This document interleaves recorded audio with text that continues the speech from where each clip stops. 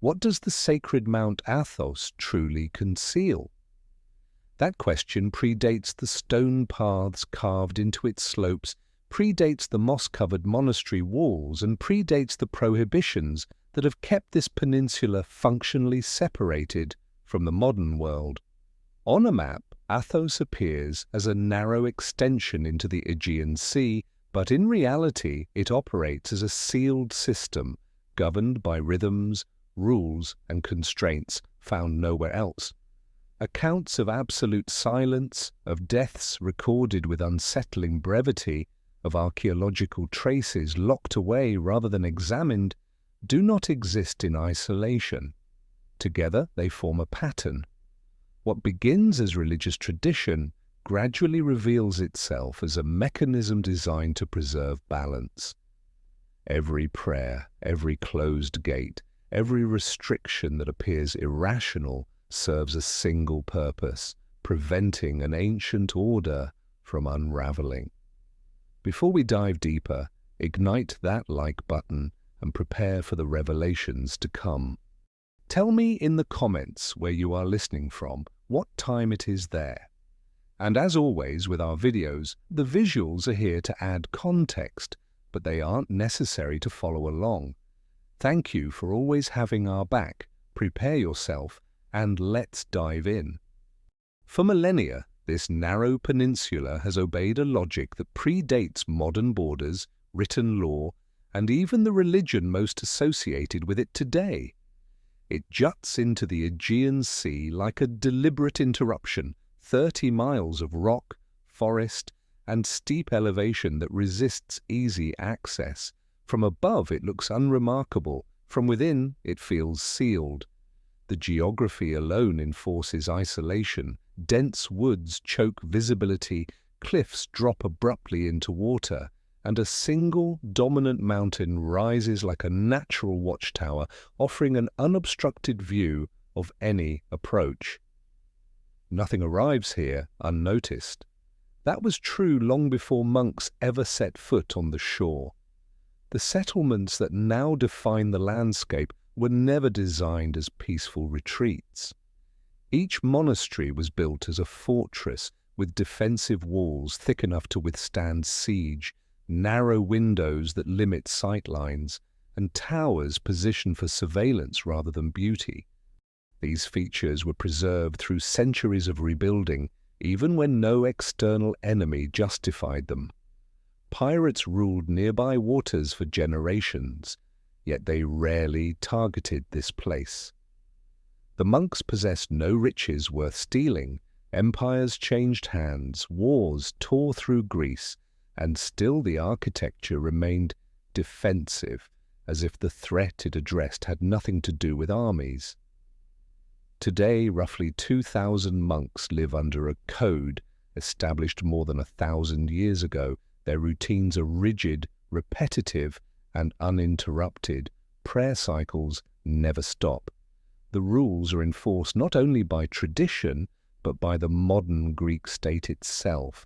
Violation carries legal punishment. Among all regulations, one stands apart in both severity and consistency.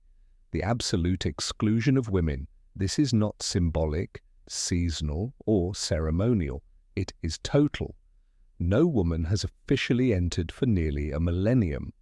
The ban extends to female animals, altering the ecosystem itself. Cows, hens, and even female cats are forbidden. Only males exist within the boundary. The commonly accepted explanation is devotional. According to Christian legend, Mary visited this land in the 1st century and claimed it as her garden. To preserve her singular presence, no other woman may enter. The story is elegant and emotionally complete, but it does not align with the original legal language that established the ban. The earliest monastic texts do not speak of purity or modesty. They speak of balance. They warn of disturbance. They describe necessity rather than reverence. The emphasis is not on honoring Mary, but on preventing something from being altered. Attempts to violate the rule, though rare, have produced unsettling accounts. In the early 20th century, 2 women disguised themselves as men and entered legally. Within hours, monks began watching them with a focus that felt unnatural. One later described the sensation of being identified without accusation, as if her presence itself was visible. She recalled unfamiliar chanting echoing through stone corridors, not matching any language she recognized. She spoke of nausea, pressure, and the overwhelming sense that the land rejected her physically. Authorities dismissed her testimony as stress-induced fantasy. She never withdrew it. In the 1980s, 4 women arrived secretly by boat at night. Their plan was simple: walk inland, photograph proof of entry, and return before dawn. They never returned. Their bodies were discovered days later, several kilometers from the shore, deep in forested terrain. The official cause of death was dehydration and hypothermia. Yet the facts did not align. They were healthy, experienced, and properly equipped. The distance they traveled was minor. Scratches on their bodies suggested panic, not fatigue. It appeared as though they had fled something unseen, running blindly through dense undergrowth. The case was closed without public scrutiny. Local fishermen reported strange lights in the forest that night, pale and cold, moving between trees without sound, not fires, not flashlights.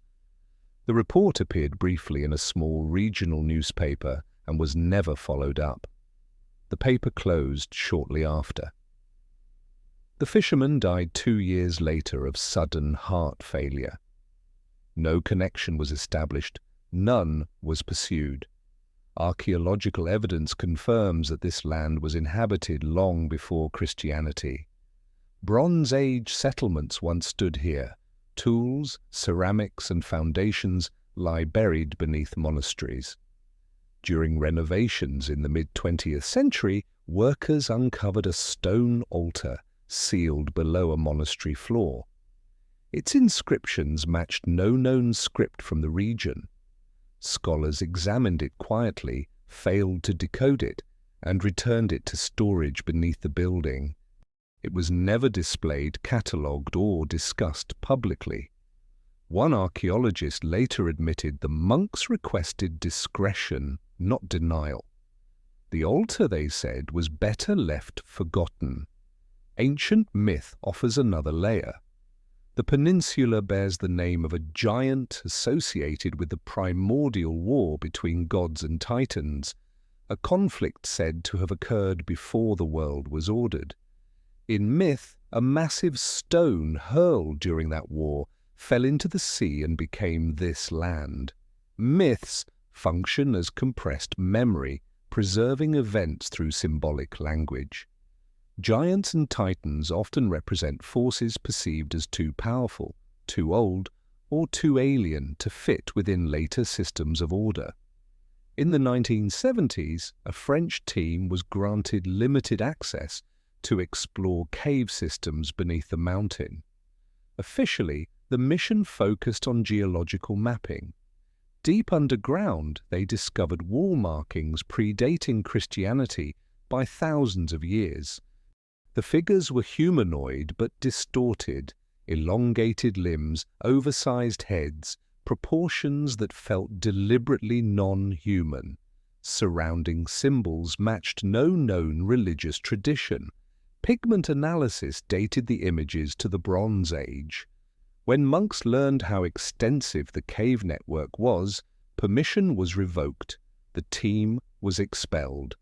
One member later said the fear was not of what had been found, but of what lay further below. Autonomy reinforces control. Though part of Greece, the peninsula governs itself. Entry permits are limited and monitored.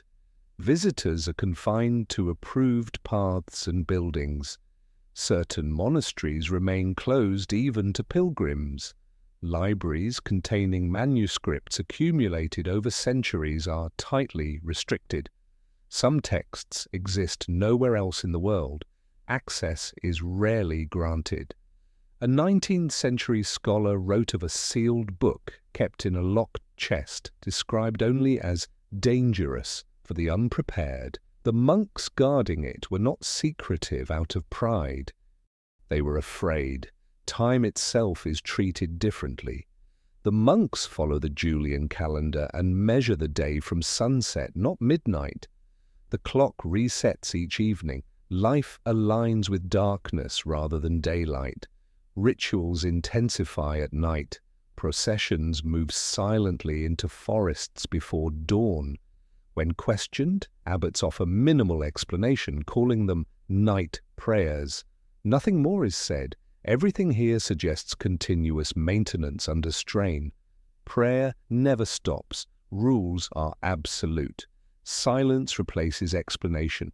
The place does not behave like a monument to faith. It behaves like a containment zone, sustained by repetition and discipline. Whatever existed here before the monasteries was not erased. It was covered, sealed, and guarded, and the system remains intact only as long as the rules are obeyed. The autonomy of this peninsula is not symbolic. It functions as a living mechanism of control.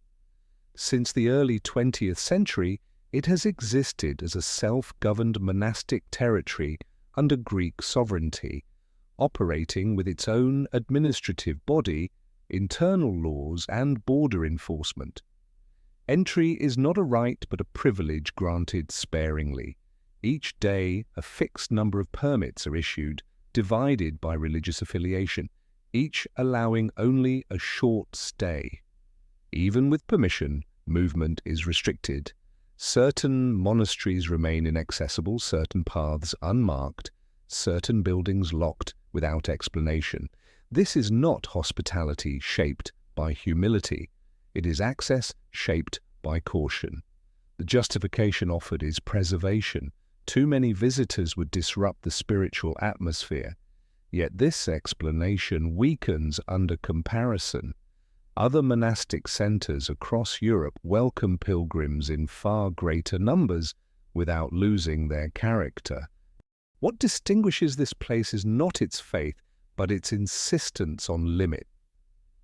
It does not invite understanding, it enforces distance. The rules do not scale with time, they resist it.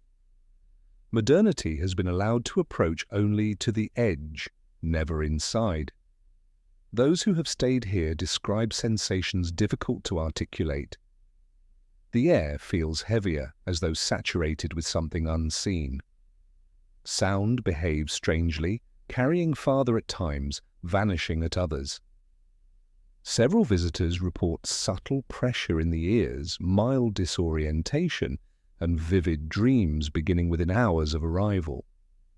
These experiences are often dismissed as psychological effects of silence, isolation, or expectation. Yet they occur with enough consistency to suggest an environmental component rather than imagination alone. One engineer from Germany, visiting out of architectural curiosity, recounted an experience inside a monastery library built directly into a cliff face. While examining manuscripts with an elderly monk, he noticed a metallic scent, sharp and electrical, unlike dust or parchment. When a large volume was opened, the text appeared to glow faintly, not metaphorically but visually, as though illuminated from within. The effect lasted seconds. When he blinked, it was gone. The monk noticed his reaction and smiled, remarking only that the books here breathe. The comment sounded poetic. It did not feel symbolic. The libraries themselves are among the most restricted spaces on the peninsula. Thousands of manuscripts are stored behind locked doors, some dating back to the early centuries of Christianity, others older still. Scholars rarely gain access, even with credentials. Officially, the collections contain theological works, liturgical texts, and saints' lives. Unofficially, there are references to writings that fall outside doctrine. A Russian researcher in the 19th century wrote of a sealed manuscript kept in a chest bound with metal. The monks refused to display it, stating only that its contents were dangerous without proper preparation. He noted fear in their expressions, not arrogance. Fear is a recurring theme in private accounts, not panic, not hysteria, but a sober, controlled fear rooted in responsibility. The monks do not speak as caretakers of relics, but as guardians of a threshold. This becomes clearer when examining how they measure time. They follow the Julian calendar, but more significantly they use Byzantine timekeeping, where the day begins at sunset. The first hour starts when light disappears. This system forces daily life to orient around darkness rather than daylight. It is cumbersome, impractical, and completely unnecessary in the modern world. Yet it persists. Tradition is the official reason. Symbolism is the explanation offered to outsiders. But function often hides behind ritual. Beginning of the day at night aligns schedules with nocturnal cycles. Certain services occur only in darkness at specific hours, tied not to clocks but to the absence of light. These rituals are not public. Visitors occasionally glimpse monks moving in silent groups toward forests or isolated chapels before dawn. When asked, abbots respond with a single phrase, "night prayers." No elaboration follows. There exists within Christian theology a concept rarely discussed openly: spiritual warfare. Not as metaphor, but as an ongoing active struggle between forces understood as real, intelligent, and opposed. Early church writings describe locations where this struggle is intensified, places where the boundary between realms is thin. Prayer in these contexts is not devotion alone, it is defense. The language used by some monastic rules echoes this framework, emphasizing vigilance, continuity, and unbroken presence. The cave systems beneath the mountain reinforce this interpretation. Geological surveys suggest extensive voids below the surface, far larger than publicly documented. Requests by modern spelunkers and geologists to conduct comprehensive mapping have been denied without explanation. Seismic data indicate structural regularity inconsistent with purely natural formations, suggesting ancient excavation. Whether these spaces were mines, sanctuaries, or something else entirely remains unknown. What is known is that the monks are aware of them and refuse discussion. Accounts from within the community hint at knowledge passed orally rather than recorded. Younger monks are not told everything. Understanding is layered, earned, over decades of discipline. Those who advance describe the peninsula not as a sanctuary, but as a front line. Prayer, they say, is not symbolic. It produces effects. It holds something in place. When asked what that something is, they deflect or fall silent. A former monk who left after more than a decade spoke anonymously to a Greek newspaper in the early 2000s. He described seeing shapes emerge from cracks in stone during late-night vigils, receding only when prayers intensified. He spoke of shadows that moved independently of light, of sounds that vibrated through the ground rather than the air. Church authorities dismissed his account as psychological collapse caused by isolation. The article faded quickly. The man disappeared from public view. Earthquakes offer another clue. The region is seismically active and tremors are not uncommon. Several monks have described hearing a deep resonance during quakes, a low, harmonic sound rising from beneath the mountain. Not the crash of shifting rock, but something closer to vocalization. They describe it as layered, multitonal, lasting seconds. Older monks refer to it simply as remembrance, saying the mountain responds when disturbed.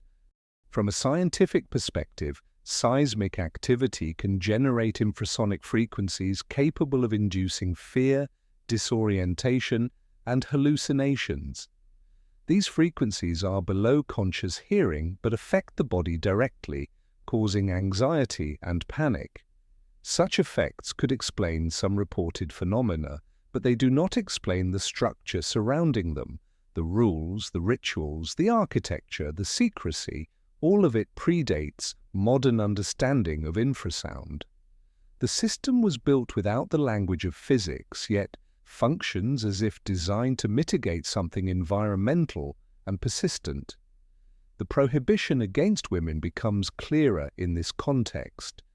The original language of the rule refers not to gender as identity, but to the capacity to give birth. In ancient belief systems, fertility is not passive, it is generative force. Many pre-Christian cults centered on female priesthoods precisely because of this association. If the land contains something reactive to creation, growth, or biological cycles, exclusion becomes functional rather than symbolic. This would explain the ban's absolute nature and its extension to animals. Modern science recognizes that certain individuals are more sensitive to electromagnetic fields and infrasonic vibration. Hormonal differences influence neurological response. Women, on average, exhibit heightened sensitivity in these domains. If the environment beneath this land emits such forces intermittently, the effects could be amplified in certain bodies. Panic, disorientation, and flight behavior could result, especially without context or preparation. None of this requires demons or titans to be real in a mythological sense. It requires only that this place contains an anomaly, geological, electromagnetic, or something not yet classified, that humans learned long ago to manage through ritual and restriction. Ancient cultures lacked scientific terminology, but they observed cause and effect. They encoded solutions into myth, law, and habit. When Christianity arrived, it did not erase the system. It absorbed it, reframed it, and continued its function under a new language. The monasteries endure not because they are relics of the past, but because they still serve a purpose. Whatever lies beneath this land does not demand belief, it demands maintenance. And the monks, knowingly or not, have become the mechanism through which that maintenance continues. The longer one observes life on this peninsula, the clearer it becomes that nothing here is allowed to lapse into stillness. Prayer is not arranged around personal devotion or spiritual inspiration. It operates as a continuous process. At any hour, voices rise somewhere among the monasteries, cells, or remote chapels scattered across forest and rock. When one service ends, another begins elsewhere. There is no true silence. This is not poetic exaggeration. Silence, in its complete form, is treated as a failure of duty. The nature of the chanting reinforces this impression. The vocal tradition practiced here follows Byzantine patterns that differ sharply from Western liturgical music. Notes slide between tones, creating micro-intervals that resist resolution. To outsiders, the sound can feel unstable, even unsettling. Sung within stone halls, narrow corridors, and cavernous chapels, the chant does not simply fill space, it vibrates through it. Monks train for years to sustain these tones for long periods, synchronizing breath, posture, and rhythm until the voice becomes mechanical in its precision. The physical effects are unmistakable. Low frequencies resonate in the chest and abdomen. Time perception alters. Attention narrows. the chant ceases to feel like music and begins to resemble pressure. Modern research into acoustics shows that certain frequencies, especially those bordering on infrasound, can provoke unease, heightened alertness, and the sensation of a nearby presence. These frequencies occur naturally in environments shaped by wind, seismic tension, and subterranean voids. They can also be produced intentionally through sustained vocalization within resonant structures. Long before scientific language existed to describe this, ancient cultures understood the effect through practice. Beneath the central mountain lies an extensive network of caves. This is confirmed by seismic surveys and limited exploratory missions. These voids are not random. Their distribution suggests long-term interaction, whether natural or artificial. The monks are aware of them. Some entrances are sealed.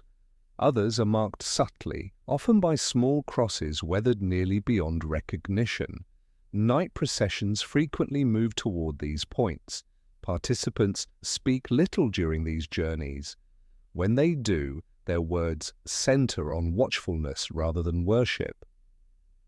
Early Christian texts, rarely cited today, reference specific locations where prayer must never cease. These writings do not speak metaphorically. They describe places where interruption invites consequence. The tone is administrative, almost legal, outlining obligations rather than beliefs. Prayer in these texts is not portrayed as communication with the divine, but as an act that restrains, binds, and maintains order. This context reframes the demanding lifestyle imposed on the monks. Sleep is intentionally fragmented, fasting is frequent, physical comfort is minimized. While these practices are traditionally explained as tools for humility and detachment, they also induce altered states of consciousness. Reduced sensory input sharpens focus. The mind becomes less diffuse, more controlled. In such conditions, attention can be sustained for long periods without distraction. The practice known as hesychasm intensifies this effect. The prayer is repeated silently, synchronized with breathing and heartbeat, until it merges with the body's rhythm. Practitioners describe entering a state of extreme inner stillness. In this state, disturbances appear not as passing thoughts, but as invasive forces pressing against awareness. Classical hesychast writings describe these disturbances in vivid terms, as assaults rather than temptations. Resistance becomes an active effort.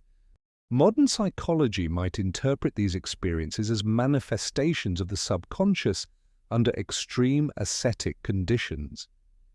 Yet descriptions of these states remain remarkably consistent across centuries. Practitioners describe similar thresholds, similar sensations of pressure, similar moments of fear. Those who persist report a sense of holding something at bay through concentration alone. Those who fail often experience breakdowns marked by paranoia, panic, or dissociation. Such monks are quietly removed from public life, their experiences never discussed beyond the community. The pattern mirrors practices found in far older cultures. Sacred sites were often built atop geological anomalies, fault lines, underground water systems, magnetic irregularities. Rituals were then designed to interact with these locations, not merely to honor them. Temples functioned as stabilizing structures, using sound, movement, and repetition to regulate environments perceived as volatile. Here, Christianity did not erase an earlier system, it absorbed and reframed it. Where unknown priests once maintained the land through rituals now lost, monks perform a similar role under a different theology. The language changed, the function remained. This continuity explains the reluctance to expose the peninsula to modern scrutiny. Scientific investigation would seek mechanisms, media would amplify curiosity, tourism would disrupt discipline. Any of these could fracture the rhythm that has been maintained for centuries. The libraries reflect this dual purpose. Beyond theological manuscripts, they preserve procedural knowledge embedded within doctrine. Certain prayers are never written down, only transmitted orally. Certain instructions are woven into sermons, indistinguishable from theology to outsiders, but clear to those trained to recognize them. Function hides behind belief, protected by faith's authority. This perspective clarifies the peninsula's rigid autonomy. It is not isolation for sanctity alone, but containment through continuity. External influence threatens interruption. Interruption threatens collapse. The system does not tolerate gaps. The gradual decline in the monastic population introduces a quiet tension. A century ago, several thousand monks lived here.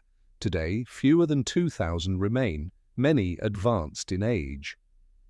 Entire sections of monasteries stand empty, cells fall silent. Where once multiple monks shared responsibility for specific sites, now a single presence must suffice. Redundancy has diminished. Elders speak of this cautiously, framing it not as a crisis of belief, but of capacity. Younger generations rarely choose lives of absolute discipline without recognition or reward. If numbers continue to fall, gaps will widen. Some prayers will be delayed. Some locations will receive less attention.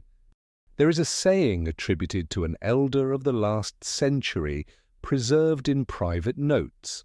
When the lights on the mountain go out, the reason for the vigil will become known.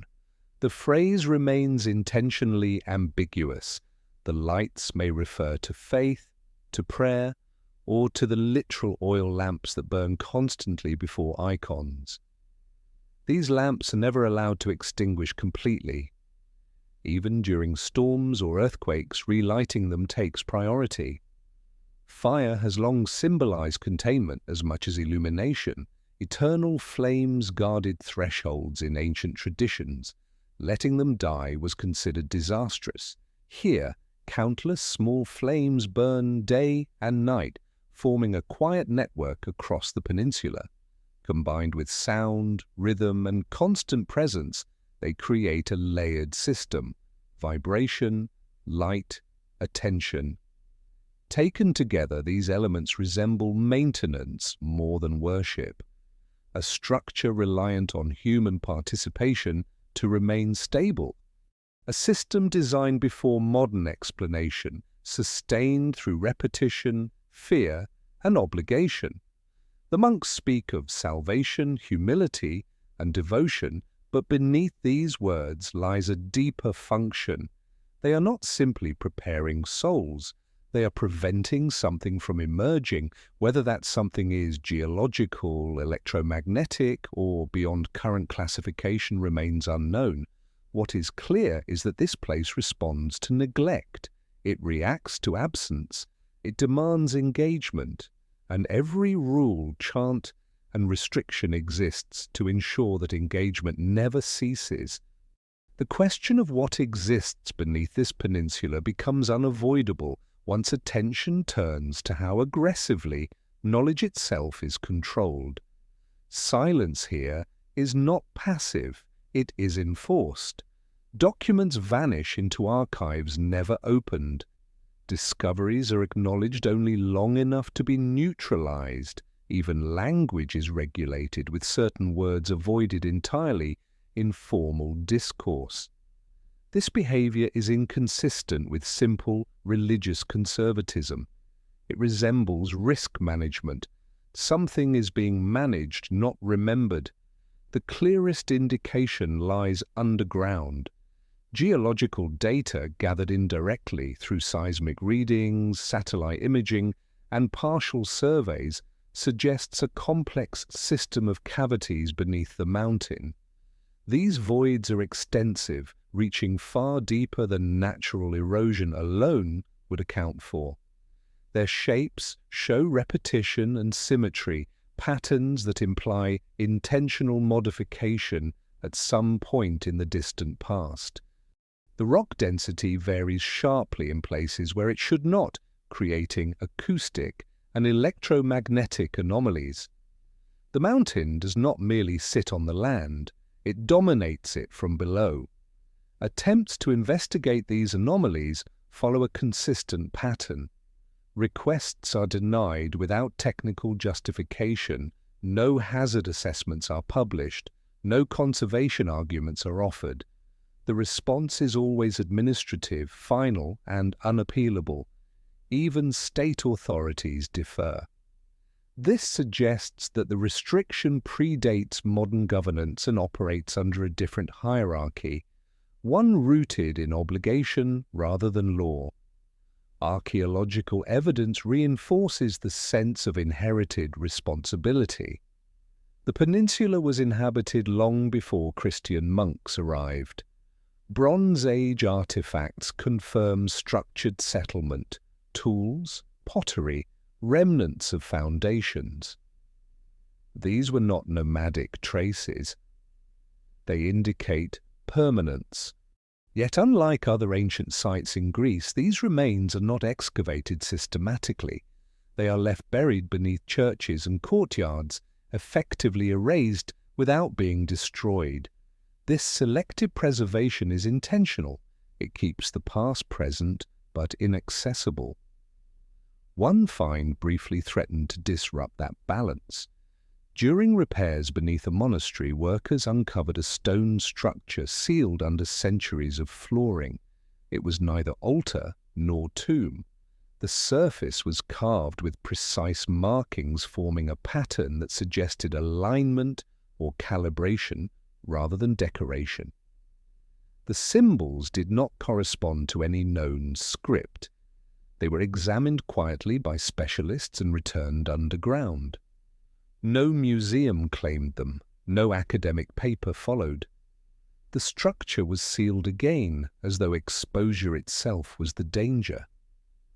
Across ancient cultures, underground chambers served specific purposes. They were places of transition, used for rites involving death, rebirth, and contact with forces associated with the earth itself. Such spaces were not meant for public access. They were restricted, regulated, and often feared. The rituals conducted within them were designed to control interaction, not invite it. Light was minimized. Sound and rhythm dominated. Repetition created stability. Greek myth preserves distorted reflections of these practices. Beneath stories of Olympian gods lie older narratives of beings bound beneath mountains after catastrophic conflicts. These beings were not annihilated, they were imprisoned. Earthquakes marked their movement. Tremors were interpreted as agitation.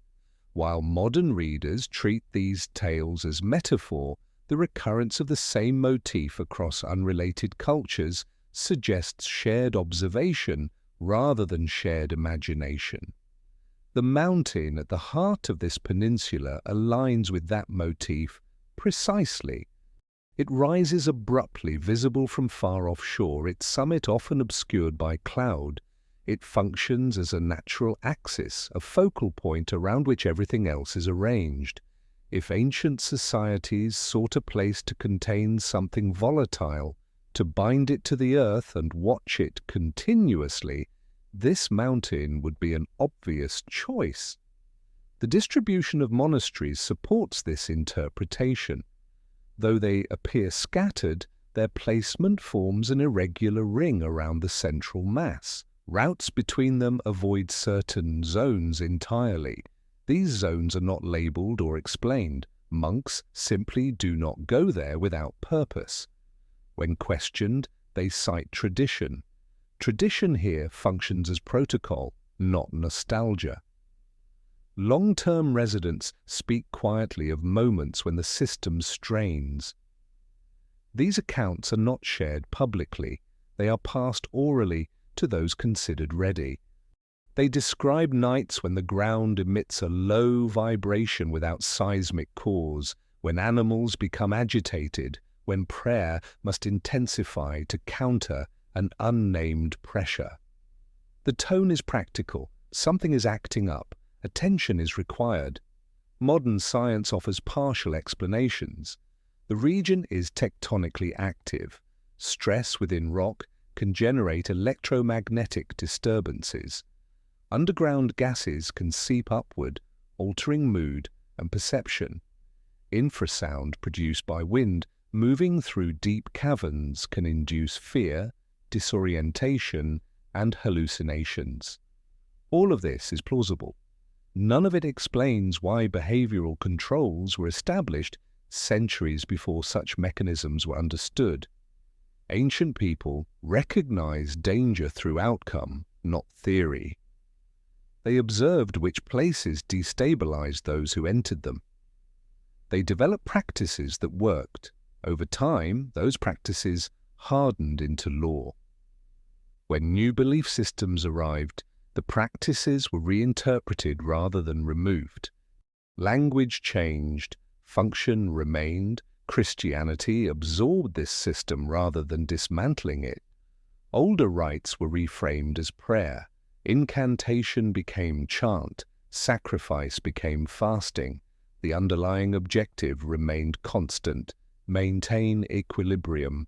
Keep the land stable. Prevent escalation. The severity of the rules governing access becomes logical only in this light. The absolute ban on women reflects this ancient logic.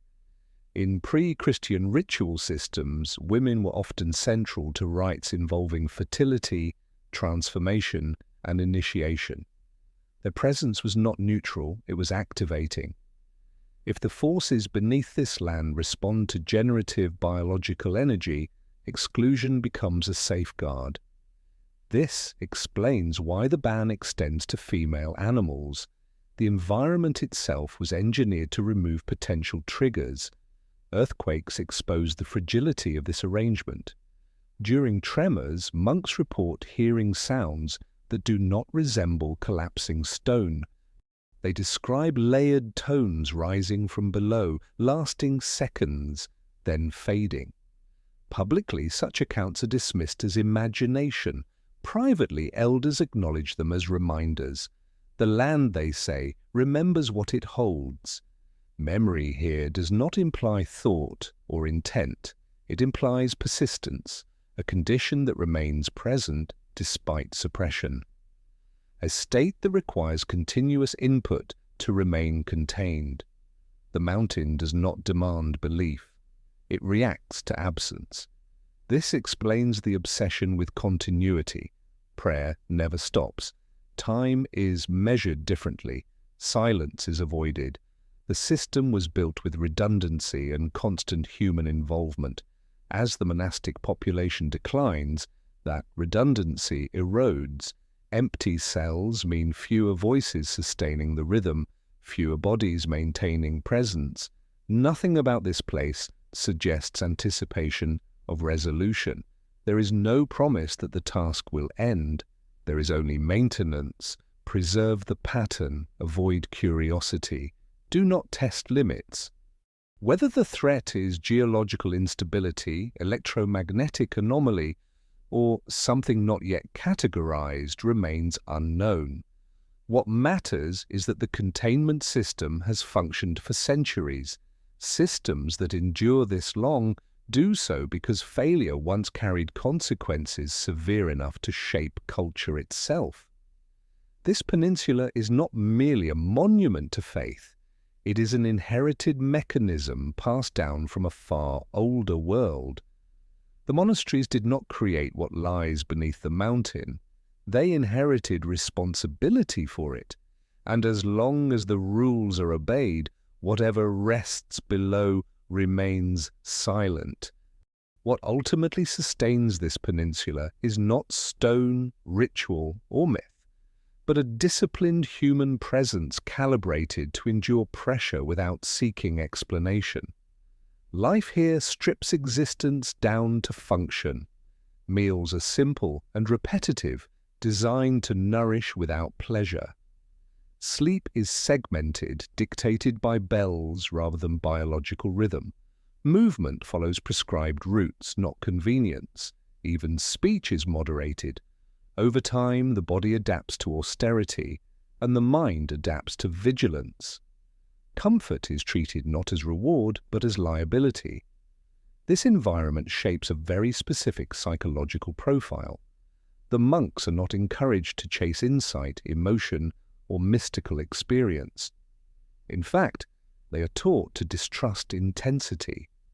Any experience that feels dramatic, ecstatic, or revelatory is considered suspect. Stability is valued above inspiration. Consistency is prized over understanding. The ideal state is emotional flatness paired with unwavering attention. This is not accidental. Emotion introduces volatility. Volatility disrupts rhythm. Yet prolonged exposure to such an environment inevitably produces perceptual effects. These are not described as visions or revelations, but as physical sensations.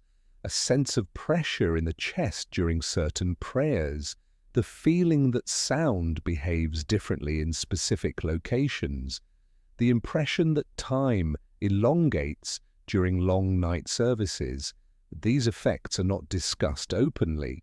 They are acknowledged privately as part of the burden. The response is never curiosity, it is discipline. When a monk begins to show signs of psychological destabilization, the response is immediate and quiet. He is removed from public duties. He is isolated, monitored, and often reassigned to repetitive manual labor. Outsiders might describe this as suppression or neglect. Within the system, it is containment. A destabilized mind cannot maintain focus. Focus is essential.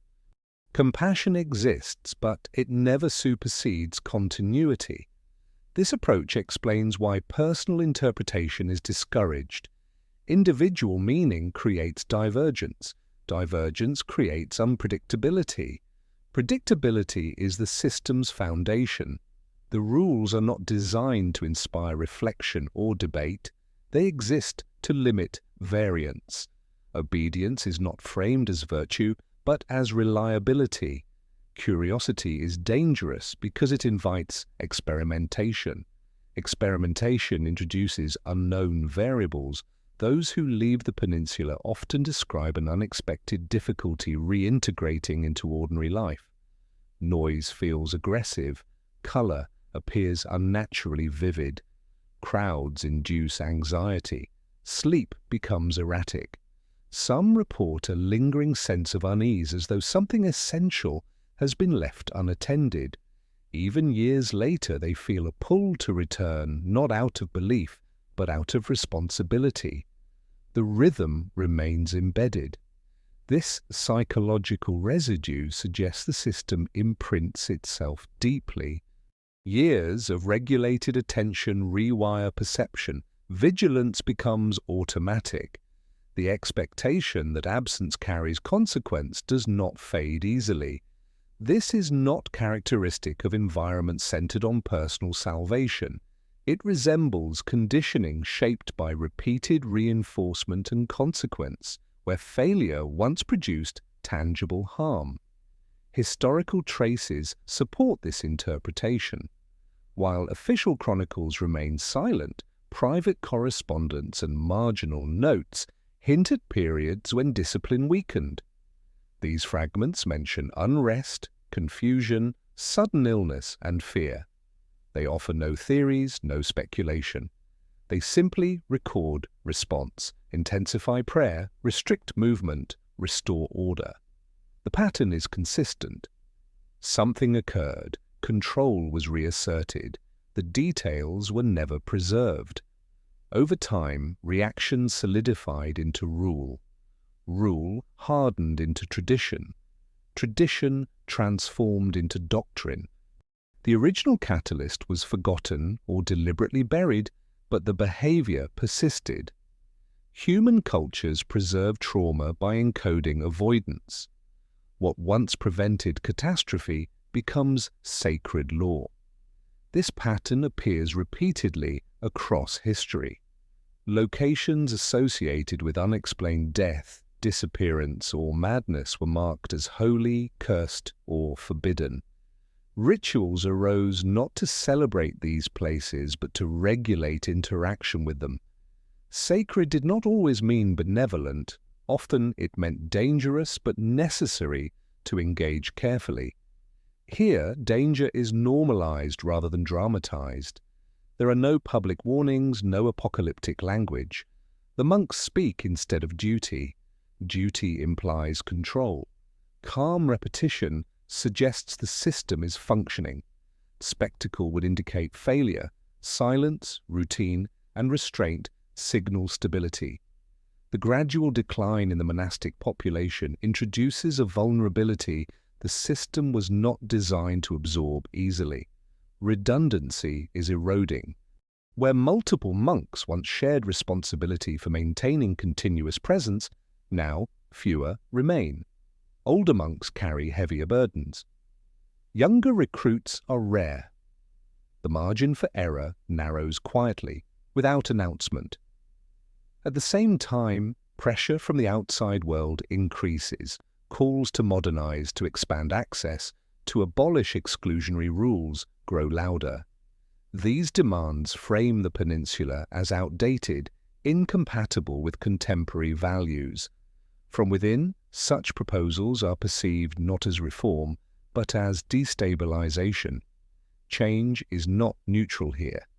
It interrupts processes that depend on consistency. The response is not engagement, but withdrawal. Silence functions as insulation.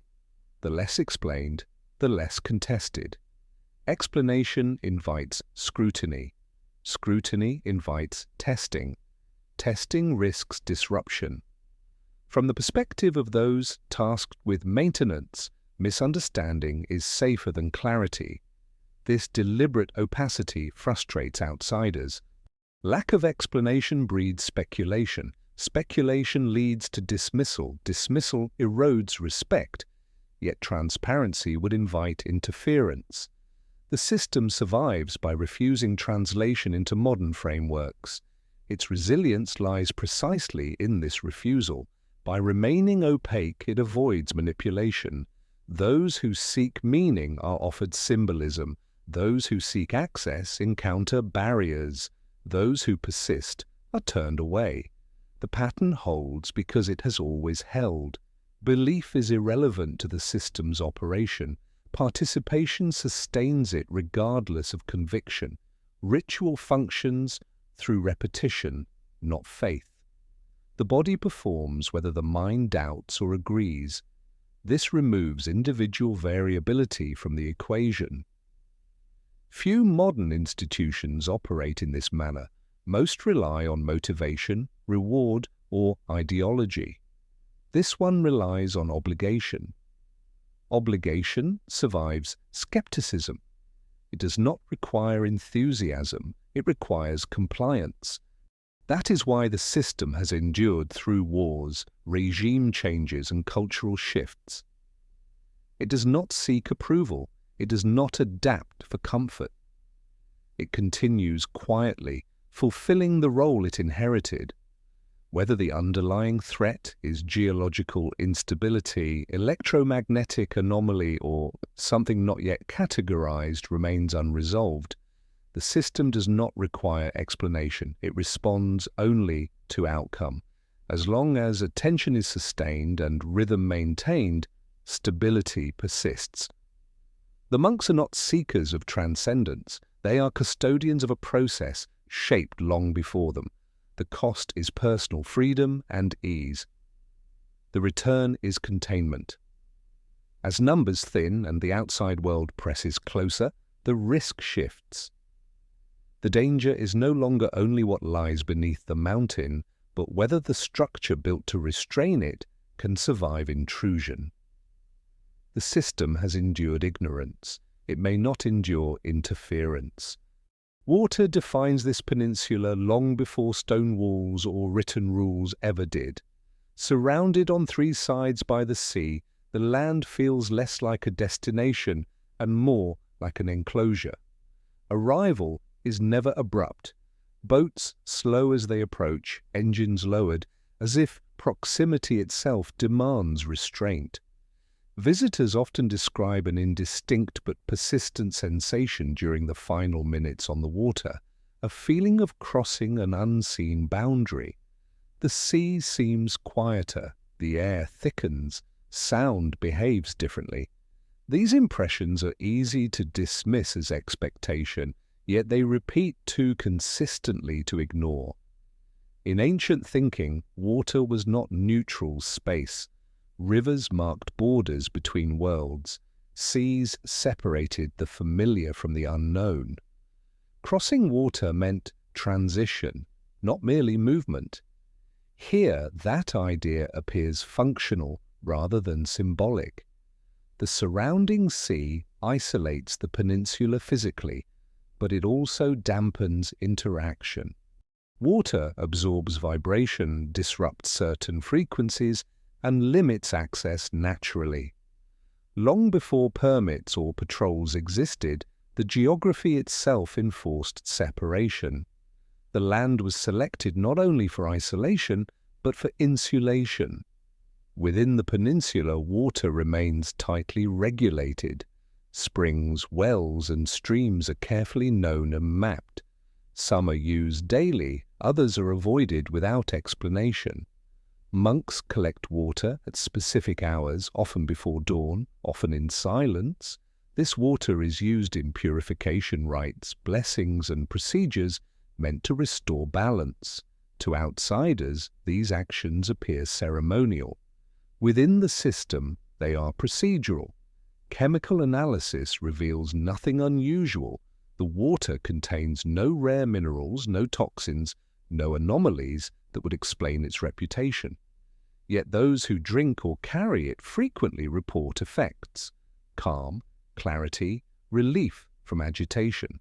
Skeptics attribute this to suggestion, but many experience these effects without expectation. The variable is not belief, it is context. Water is uniquely responsive to environment. It absorbs vibration, temperature, and subtle external influence more readily than solid matter. Sound waves alter its structure temporarily. Sustained resonance can change how it behaves on a microscopic level. On this peninsula, water is continuously exposed to chant, to prayer, to rhythmic sound transmitted through stone and earth. Over centuries, that exposure becomes constant. Traditional systems describe water as holding memory. While modern science rejects the term, it does not deny water's sensitivity to external conditions. At minimum, water acts as a carrier, transferring influence from one domain to another. Here, it links underground cavities to surface springs, mountain to sea. It circulates through rock, emerges into air, and returns to the ocean.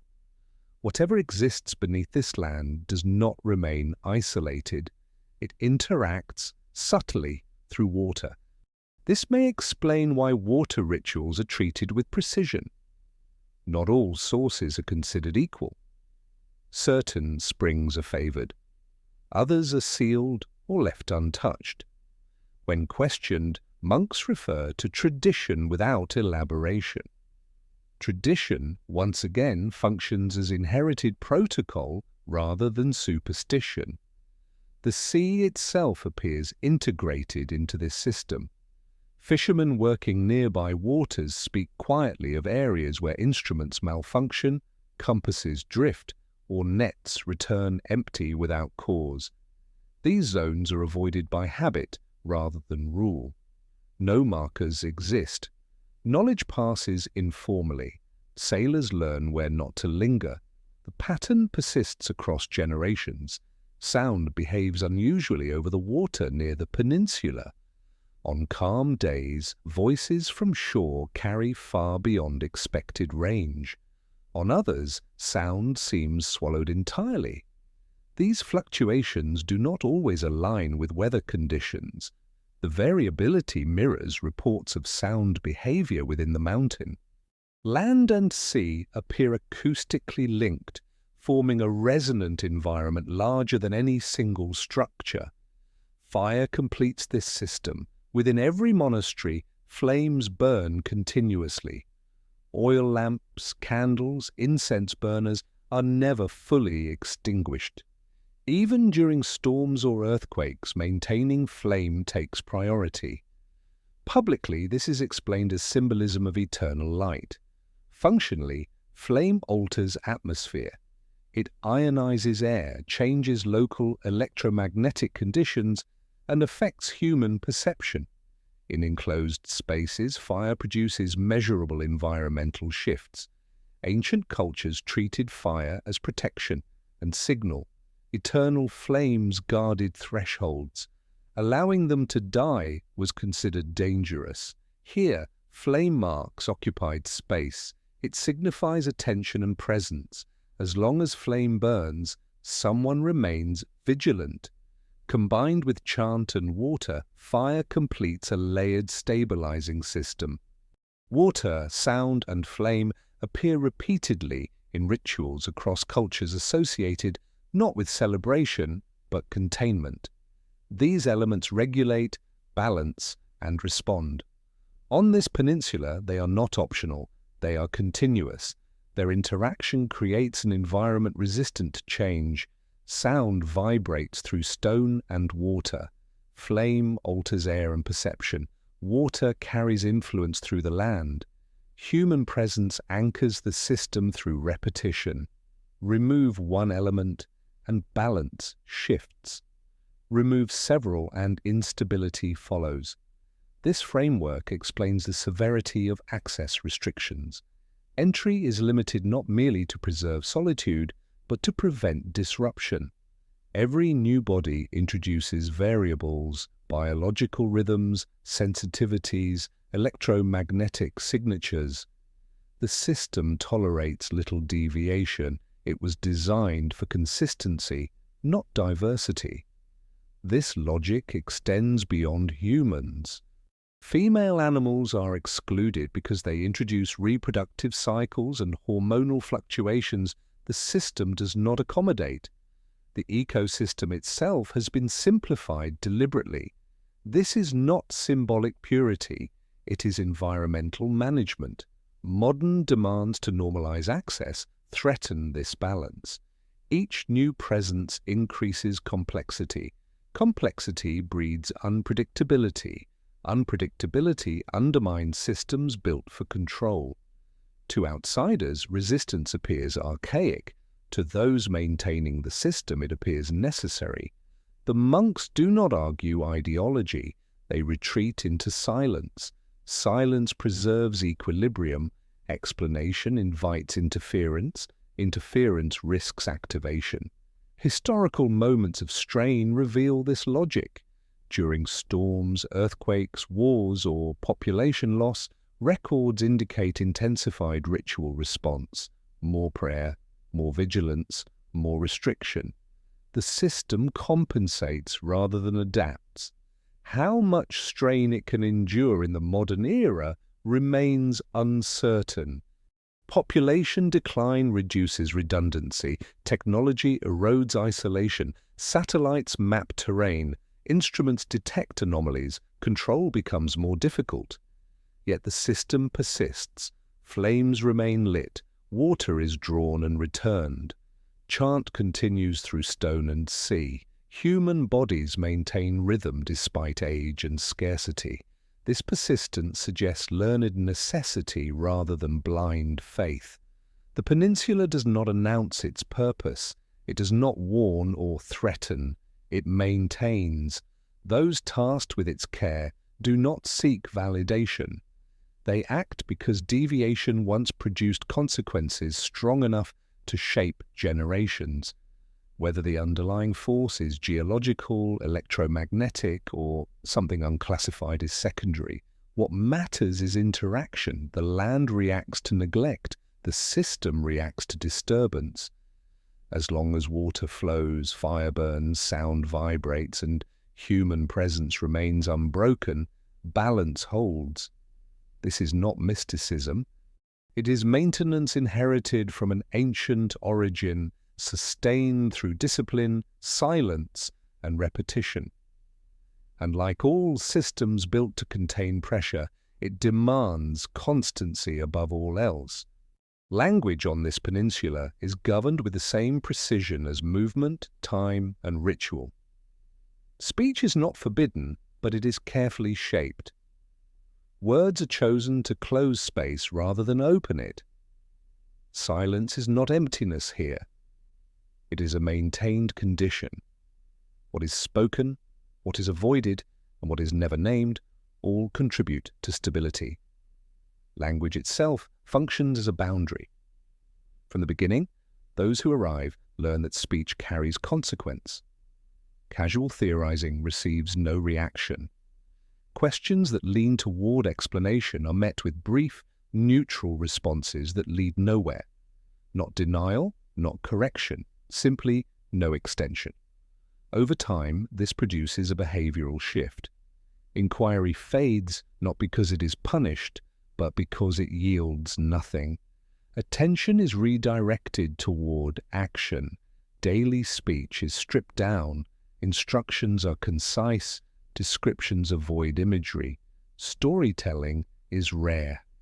When stories surface, they are framed as warnings rather than narratives, lacking detail and resolution. This limits imagination. Imagination generates images. Images focus attention. Focus sharpens engagement. Engagement, if misdirected, destabilizes systems built on restraint. Older monks understand this intuitively. They speak slowly and minimally, selecting words that narrow interpretation. Younger monks imitate this cadence unconsciously. Silence becomes habit before it becomes intention. Eventually, speaking feels excessive. Quiet feels correct. The absence of explanation becomes reassuring rather than frustrating. This treatment of language resembles protocols used in environments where error carries high cost. In such systems, communication is functional only. No speculation, no commentary, no elaboration beyond necessity. Here, this discipline has expanded beyond operations into every aspect of life. Speech itself is regulated infrastructure.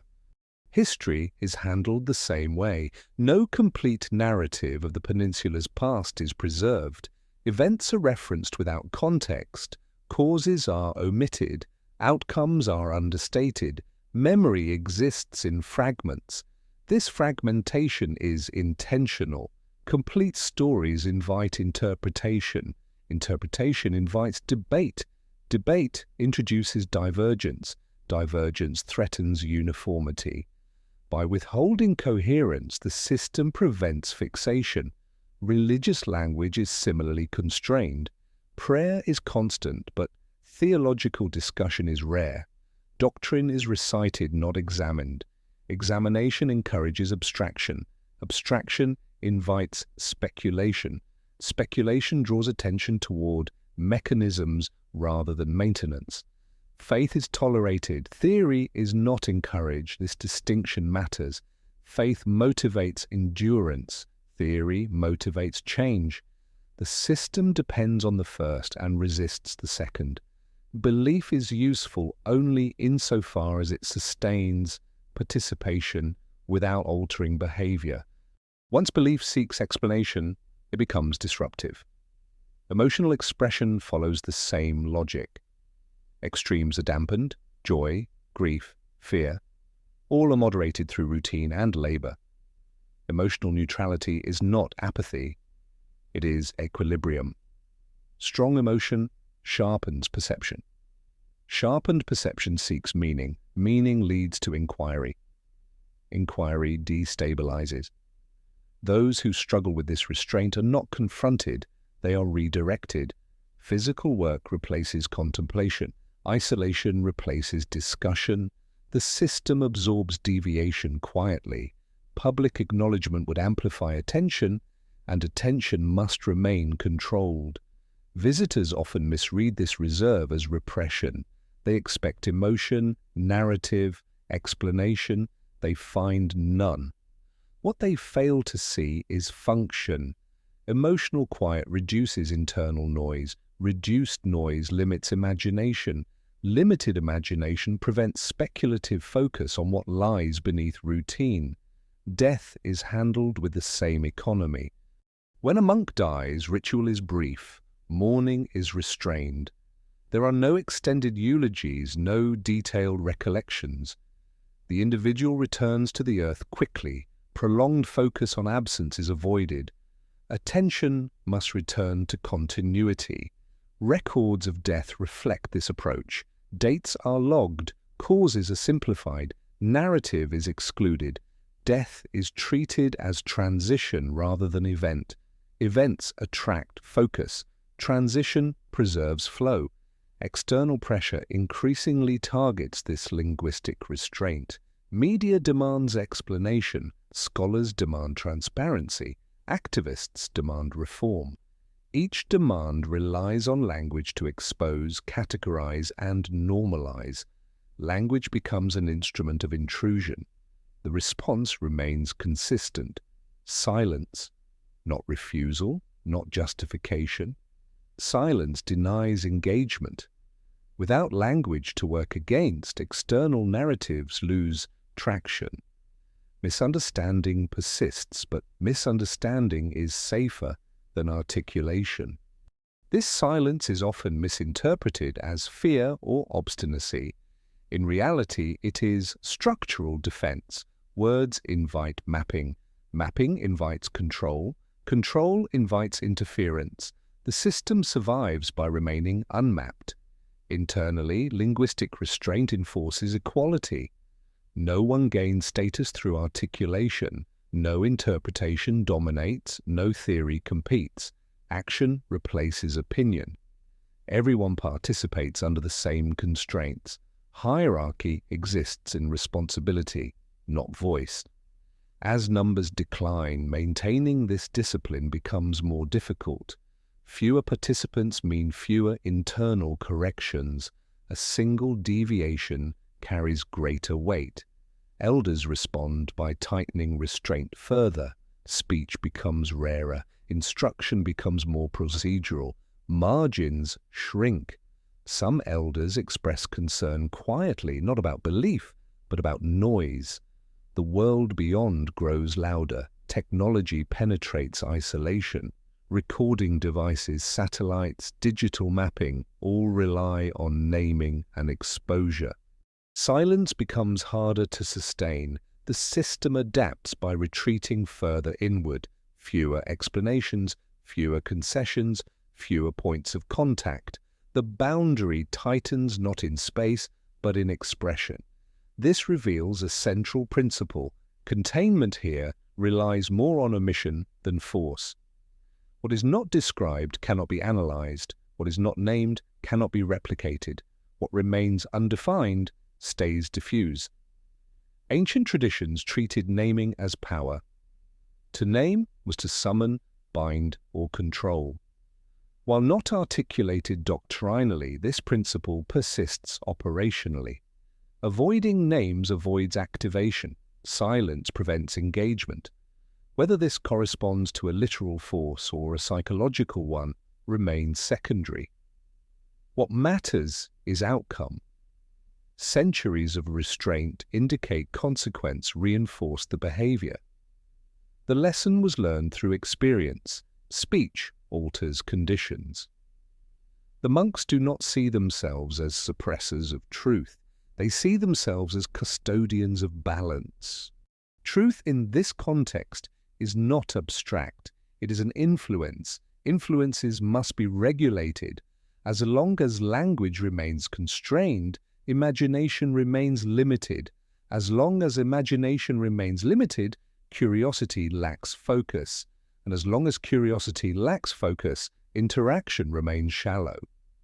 This is how the system persists without confrontation. No walls are raised against speech, no censorship is announced. Silence absorbs pressure without resistance. Here, restraint is not enforced through fear, but through normalization. The absence of explanation becomes expected. The lack of narrative becomes comfort. Quiet becomes order. On this peninsula, words are treated as potential fractures. Silence is the final seal. Every barrier surrounding this peninsula was designed long before modern technology existed, yet each one has proven strangely compatible with resisting it. Pressure from the outside world does not arrive as conquest or hostility. It arrives disguised as progress, infrastructure, preservation, assistance. Over the last century, nearly every attempt to modernize this land has followed the same pattern: cautious allowance, strict limitation, and eventual containment. What appears to outsiders as stubborn resistance is, in practice, deliberate filtration. Electricity was introduced reluctantly. Power lines were routed only where unavoidable, often terminating far from sensitive areas. Some monasteries accepted limited access, others rejected it entirely. Even where electricity exists, its use is subdued. Lighting remains dim. Devices are scarce. Power outages are not treated as crises. Oil lamps and flame are always prepared. Electricity introduces electromagnetic fluctuation, noise, and unpredictability. The system tolerates it only at its outer edges. Radio communication encountered similar resistance. Initially prohibited, it was later permitted strictly for emergencies. Transmission windows are short. Continuous signals are avoided. Unregulated broadcast is treated as intrusion rather than convenience. Sound that travels without direction carries influence beyond intent. Influence invites response. Response escalates interaction. Interaction destabilizes. Navigation technology fares no better. Visitors frequently report inconsistent GPS performance near the peninsula. Signals drift. Positioning delays occur. Calibration issues persist after departure. Public explanations cite terrain and atmospheric interference. Locals treat the phenomenon as expected. Fishermen rely on sightlines and habit rather than instruments. The land and sea resist precise mapping. Satellite imagery reveals surfaces but conceals function. From above, the peninsula appears orderly, almost serene. Forests blanket slopes, stone structures punctuate the landscape, paths connect visible points. What satellites cannot capture are absences, avoided zones, buried foundations, sealed entrances hidden beneath vegetation and masonry. Observation without context reveals nothing essential. Archaeological pressure has intensified alongside technological sophistication. Ground-penetrating radar and seismic imaging promise insight without physical disturbance. Requests for such studies are denied consistently. Preservation is cited publicly. Internally, the concern is interaction. Measurement alters conditions. Observation is not passive. The system was never designed to endure scrutiny, even indirect. Tourism exerts a different kind of pressure. Curiosity grows. Mystique attracts attention. Attention demands access. Access increases volume.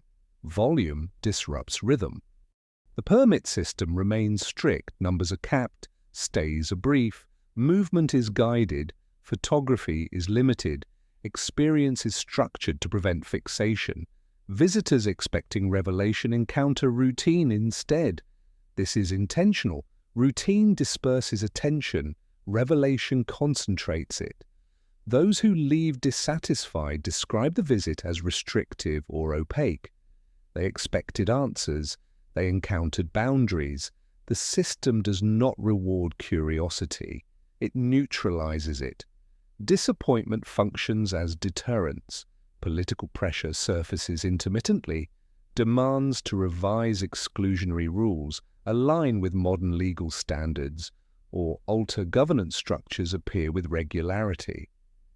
Each time, negotiations dissolve into procedural complexity. Jurisdictions overlap, exceptions accumulate, nothing changes. Modern states tolerate anomalies when confrontation yields diminishing returns. This tolerance has precedent. Authorities learned long ago that intervention here produces inertia rather than compliance. Not violent resistance, but administrative exhaustion. Delays multiply. Responsibility diffuses. The system absorbs pressure without yielding. It does not argue, it waits. Military interest has remained conspicuously absent. Despite strategic location, the peninsula has been bypassed during conflict that engulfed surrounding regions. Official explanations cite terrain and lack of infrastructure. Unofficial accounts describe persistent logistical failure. Morale declines, operations stall. Control proves difficult to maintain. The land resists occupation. Environmental regulation provides additional insulation. Recognized ecological significance limits development. Forests are protected. Wildlife is monitored. Conservation aligns conveniently with containment. Nature becomes justification for restraint. Technology continues to advance regardless. Sensors improve. Mapping sharpens. Data accumulates. The system responds by narrowing interface. It resists scaling. It resists optimization. Efficiency accelerates change. Change destabilizes. The monks do not articulate this resistance in technical terms. They do not speak of electromagnetic interference or data integrity.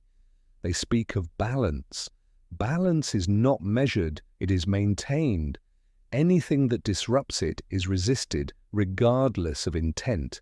Medicine follows the same logic. Modern treatment is accepted cautiously. Acute care is permitted. Chronic intervention is limited. The body is treated as component of the system, not an isolated machine. Longevity without functional participation is not prioritized. Presence without contribution introduces vulnerability. Digitization is avoided wherever possible. Archives remain physical. Paper degrades, but it does not replicate itself. Digital data spreads without context. Replication invites analysis. Analysis invites intervention. The system prefers decay to exposure. Language barriers also serve function. Many texts remain untranslated. Translation expands audience. Audience amplifies attention. Attention concentrates pressure. Limiting comprehension limits reach. What remains unread remains inert. From the outside, this resistance appears irrational. Yet irrational systems do not persist under sustained pressure. This one has endured for centuries. It adapts not by expanding, but by contracting. Fewer explanations, fewer connections, fewer concessions. The result is paradoxical. The more the outside world seeks understanding, the less accessible the peninsula becomes. Opacity increases, curiosity diffuses. Only those willing to accept limitation remain. The system does not confront modernity. It outlasts interest. Trends shift. Attention fades. Pressure cycles. The peninsula remains unchanged, performing its function quietly. That function is never articulated. Not because it is unknown, but because articulation would invite the very scrutiny the system is designed to avoid. Silence is not absence, it is defense. Modern tools will continue to evolve. The theoretical perimeter will erode. In practice, the system adapts by withdrawing further inward, less visible, less audible, less accessible. This strategy has worked for centuries. It relies on a simple truth. Most pressure dissipates without response. Curiosity exhausts itself without feedback. Intervention loses momentum without leverage. The peninsula endures not by opposing the modern world, but by refusing to engage it. It remains small, slow, and quiet. These are not weaknesses, they are shields. As long as access remains limited, attention dispersed, and explanation withheld, balance holds. Modernity demands transparency. This place survives by denying it. For now, the equilibrium persists. Pressure is absorbed, interest fades, silence remains. And the peninsula continues unchanged, while everything around it transforms. What sustains this peninsula over centuries is not the absence of disruption, but a system designed to expect it. Stability here is not a natural state, it is an outcome produced through constant adjustment. Every rule, every redundancy, every restriction reflects an assumption learned long ago. Failure is inevitable, and survival depends on how quietly it is absorbed. The structure bears the imprint of past lapses, not through written confession or recorded disaster, but through excess. There are more rituals than seem necessary, more routes than required, more layers of restriction than logic alone would demand. From a modern perspective, the system appears inefficient, even paranoid. From within, it reflects memory shaped by consequence. Redundancy is rarely invented in advance, it is added after something breaks. Fragments from earlier centuries hint at moments when control weakened, periods of sudden population loss, episodes of unrest recorded only obliquely. Sudden intensifications of fasting, extended night vigils, narrowed movement. These changes were never explained publicly. They were framed as returns to stricter observance. Temporary responses hardened into permanent structure. Reaction became tradition. Tradition erased its own origin. This is how trauma persists in functional systems. The cause fades, the response remains. Over time, rules lose their narrative justification but retain their force because they continue to work.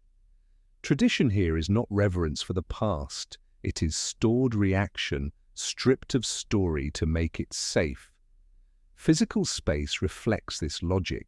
There are paths no longer used, never marked as closed, buildings sealed but not demolished, entrances buried rather than erased.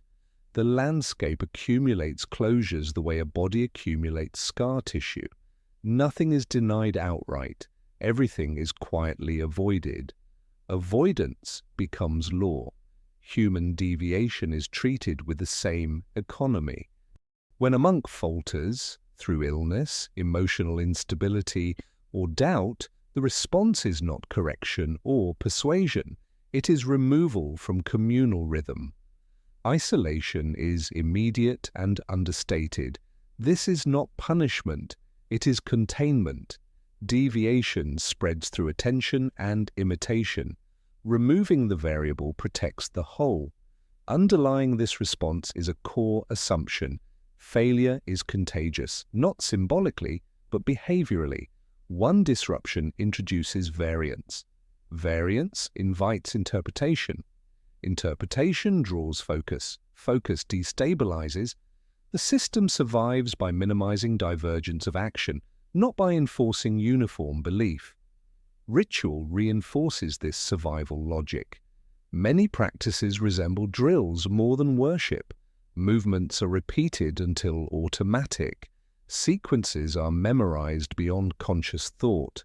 In moments of stress, the body performs without instruction. This is not spontaneity. It is conditioning designed to preserve continuity when understanding collapses. Chant operates similarly. Its structure is rigid, cyclical, and resistant to variation. Improvisation is discouraged. Expression is irrelevant. Rhythm anchors attention when cognition falters. Even if meaning dissolves, pattern persists. Continuity outlasts comprehension. This reveals an important truth about the system. It anticipates disruption as certainty, not possibility. The question is never whether pressure will increase, but when.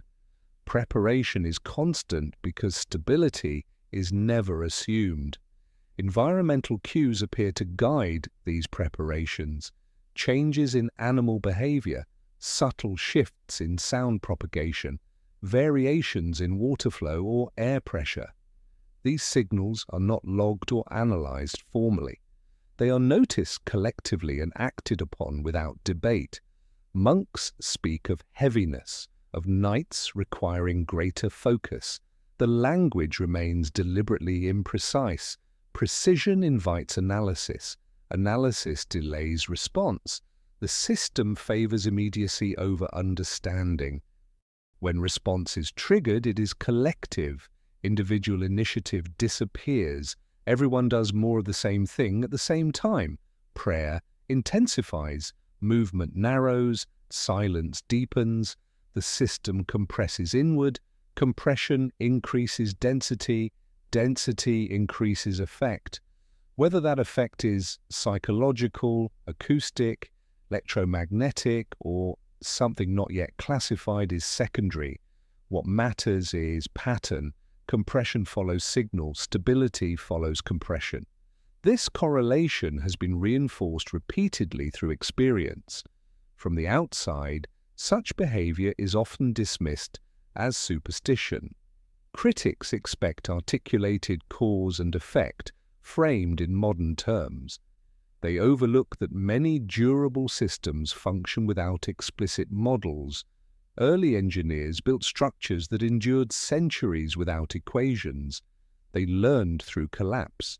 This peninsula learned the same way. The absence of recorded catastrophe does not indicate absence of danger. It indicates successful mitigation. Systems that fail visibly become historical lessons. Systems that adapt quietly disappear into continuity. This place survives by remaining unremarkable in outcome. Population decline introduces a new kind of risk: slow failure.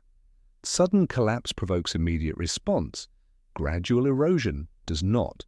The system compensates by increasing intensity among remaining participants. Vigils lengthen, rest shortens, redundancy thins. This approach is unsustainable indefinitely, but effective in the short term. Signs of strain are visible. Elder monks remain active beyond physical safety. Overlap between duties shrinks, margins narrow. Yet the structure holds because it has absorbed strain before. Experience suggests that tightening can offset scarcity temporarily. The system relies on this buffer. Modern intrusion accelerates slow failure by adding complexity. New technologies demand attention. External scrutiny multiplies variables. Attention diverted is attention unavailable. The system counters by narrowing interface. Fewer visitors. Less dialogue. More routine. Complexity is reduced wherever possible. This reveals another embedded assumption: failure becomes more dangerous when it is noticed. Awareness amplifies disruption. Panic spreads faster than conditions warrant. By suppressing narrative, the system suppresses amplification. Problems are handled locally, quietly, without commentary. Even internal language avoids framing events as failure. They are described as adjustments, corrections, or returns. This preserves continuity. Naming failure risks fixation. Fixation disrupts action. From the outside, this appears opaque and unaccountable. From within, it is survival logic. Accountability exists, but it is internal and continuous. There is no public reckoning because reckoning consumes energy better spent maintaining balance. The system's resilience lies not in perfection, but in adaptability without spectacle. It bends, tightens, and absorbs strain without drawing attention.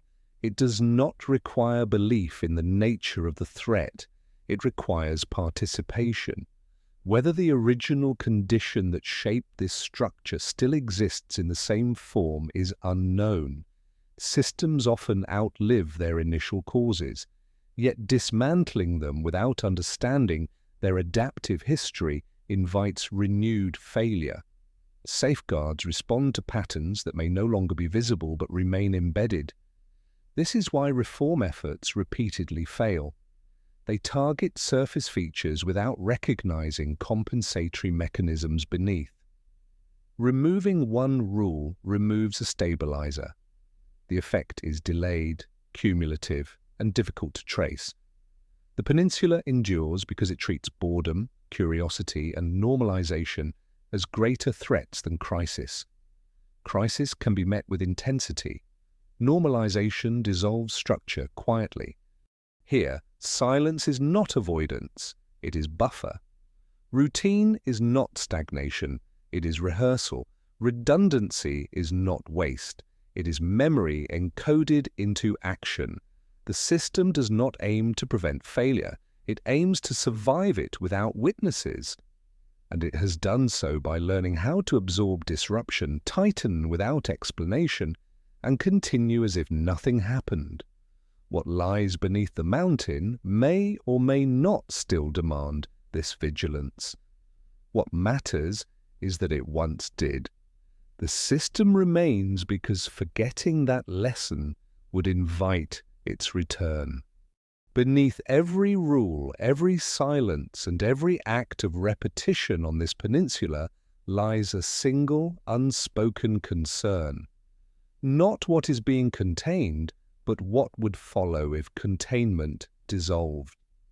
The system is constructed to prevent this question from taking shape, because the moment it does, imagination activates.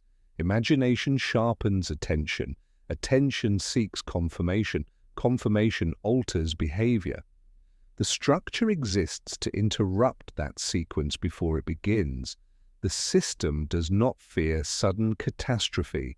Sudden events provoke immediate response. What it guards against is erosion, normalization, the slow transformation of vigilance into routine, of discipline into convenience, of silence into commentary. When something becomes ordinary, it stops being monitored. When it stops being monitored, it changes. This is the failure mode the system is designed to prevent. The absence of visible disaster is often cited by outsiders as proof that the rules are unnecessary. This assumes danger must announce itself. In containment systems, silence is not evidence of safety. It is evidence of function. Pressure vessels are not judged by what escapes them, but by how little occurs around them. The peninsula has remained quiet because its mechanisms have held. Failure here would not arrive as spectacle, it would appear as drift. Prayers shortened for comfort, routes adjusted for efficiency, night vigils reduced by minutes, then hours, lamps allowed to extinguish briefly. Silence replaced by explanation, each change minor, each justified. Together they would create gaps. Gaps are where systems unravel. A single gap invites accommodation. Accommodation invites interpretation. Interpretation invites debate. Debate fractures rhythm. Rhythm is the core stabilizer. Once rhythm breaks, collective response becomes impossible. The system relies on simultaneity. Everyone doing more of the same thing at the same time. Without that coherence, compression fails. Older monks sometimes gesture toward this risk through metaphor rather than statement. They speak of a weight held in suspension. As long as hands remain steady, the weight does not move. Release is unnecessary for motion. Relaxation is enough. The danger is not rebellion, but fatigue. Modern pressures accelerate fatigue. Technology promises efficiency. Efficiency reduces repetition. Reduced repetition weakens conditioning. This system depends on repetition not as symbolism, but as calibration. Bodies and minds are tuned through constant rhythm. Remove the rhythm and sensitivity shifts. If containment weakened, the earliest signs would not be structural, they would be perceptual, altered sound behavior, disrupted sleep, heightened anxiety without cause. These symptoms already appear occasionally and are countered through intensified routine. Without response, they would spread quietly. Spread is critical. The system fails when regulation becomes individual. If each person responds differently, coherence dissolves. The structure was never built to manage diversity of reaction. It assumes uniform action. Uniformity is not ideological, it is functional. Environmental interaction would follow. Water flow might change subtly. Acoustic anomalies could intensify. These would not appear dramatic. They would be dismissed as coincidence or imagination. Dismissal delays response. Delay deepens effect. By the time change became undeniable, the mechanisms designed to counter it would already be compromised. This is why reform is treated as threat.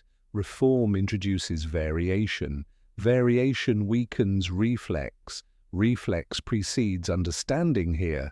The system survives because response is immediate and collective. Introduce deliberation, and response slows.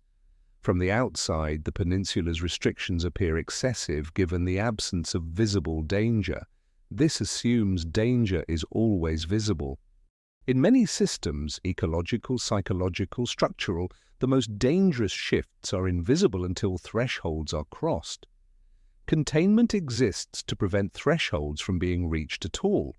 If containment failed entirely, the consequences would not remain local. The peninsula is isolated in access, not in effect. Water circulates beyond it. Air moves outward. Sound travels. Whatever has been stabilized here has been stabilized in relation to a broader environment. Destabilization would propagate. This possibility explains the intolerance for experimentation. Testing assumes reversibility. Some conditions are irreversible. Once crossed, returning to prior state may be impossible. The system does not gamble on reversibility. Memory complicates this further. If failure occurred, would anyone recognize it? Without narrative, without explanation, observers might misattribute cause. They would treat symptoms rather than structure. Addressing effects without addressing source would compound instability. Silence persists for this reason. Language directs response. Naming invites intervention. Intervention applied incorrectly worsens conditions. By withholding language, the system limits inappropriate action. Even internally, discussion of hypothetical failure is discouraged, not through prohibition, but through irrelevance. Speculation does not prevent collapse. Maintenance does.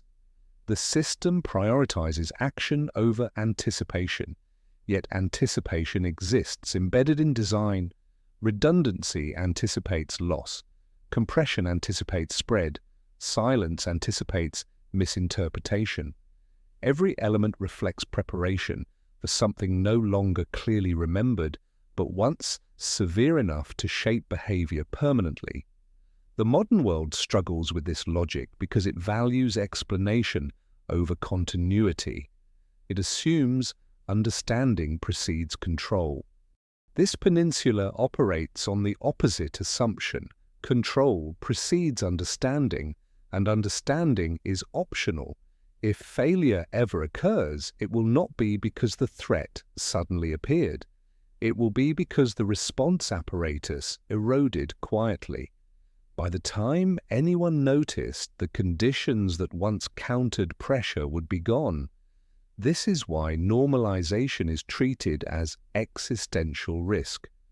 Once the extraordinary becomes ordinary, vigilance fades. The peninsula survives by refusing to become ordinary. There is no plan for abandonment, no protocol for evacuation. These absences are deliberate. Planning for departure would introduce the idea that departure is possible. Possibility invites choice. Choice fragments response. Continuation is the only strategy. As long as continuation remains possible, it is the only option considered. The system is not designed to end, it is designed to persist. Whether persistence remains necessary is a question the system cannot afford to answer. In containment, uncertainty favors restraint. The cost of being wrong is too high, so the structure holds, not because it understands with certainty what it restrains, but because it remembers without narrative what happens when restraint weakens. That memory, encoded into behavior rather than story, has shaped centuries. Failure here would not be loud or dramatic. It would be incremental, misattributed, and difficult to reverse. Recognition itself might accelerate it. That is why the system continues as it always has, quietly, repetitively, and without explanation. Not because explanation is impossible, but because survival has never depended on it. Beyond the walls and forests of the peninsula, absence has done what explanation never could. Where information is withheld, imagination fills the vacuum. Over centuries, this place has accumulated stories not because it speaks, but because it does not. Silence acts as a mirror. Those who look toward it see reflections of their own fears, beliefs, and expectations. The result is a shifting mythology that says more about the outside world than about the system itself. Early accounts framed the peninsula as holy in the simplest sense, sacred ground set apart, protected by devotion. Later narratives introduced danger, forbidden land, place of punishment, zone of divine wrath. As scientific language entered the culture, myths adapted rather than disappeared. Energies replaced spirits, anomalies replaced curses. Each era translated silence into its own vocabulary. What remains consistent is the assumption that something extraordinary must justify the extraordinary restraint. The idea that a system could exist purely because it works, without spectacle or revelation, feels unsatisfying. Human attention seeks climax. This place offers none. It offers continuity. Continuity frustrates narrative instinct. Travelers' accounts reveal this tension clearly. Those allowed brief access often describe disappointment masked as confusion. They expected signs, they encountered routine. Monks prayed, worked, slept, and prayed again. No secrets were revealed, no hidden chambers opened. The absence of revelation itself became suspicious. Ordinary behavior in an extraordinary context feels wrong. This reaction fuels speculation. If nothing visible happens, something invisible must. If no one explains, someone must be hiding truth. Silence becomes evidence. Every restriction is interpreted as concealment. The system does not correct these assumptions.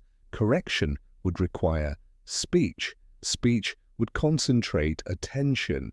Attention would invite intrusion. The myths grow precisely because they are never challenged. Over time, they harden into genres. Some imagine ancient artifacts buried beneath stone. Others describe entities contained through ritual. Some propose natural anomalies misunderstood as supernatural. Each theory competes, cancels, and reinforces the others simultaneously. The noise obscures function. From the system's perspective, this proliferation of explanation is harmless. Competing narratives diffuse attention. No single story gains enough traction to provoke unified action. The more theories exist, the less likely anyone will be tested. Confusion acts as camouflage. Occasionally, a narrative gains temporary dominance. A documentary, a book, a viral account. Interest spikes, pressure increases, requests for access multiply. The system responds predictably, fewer permissions, shorter visits, tighter control. Interest peaks, then fades, another cycle completes. This pattern mirrors how rumor behaves in closed systems. Without feedback, stories lose momentum. Curiosity requires reinforcement. When none arrives, it collapses inward. The peninsula survives by refusing to provide the reinforcement curiosity needs to sustain itself. Even skepticism serves the system. Those who dismiss the place as irrelevant remove themselves from the equation entirely. Indifference is safer than belief. The system does not require reverence. It benefits from apathy. The most dangerous narratives are those that seek action rather than understanding. Calls to investigate, excavate, or intervene. These arise periodically and fade just as reliably. Without internal allies, they lack leverage. System silence denies them foothold. Language itself becomes unstable around the peninsula.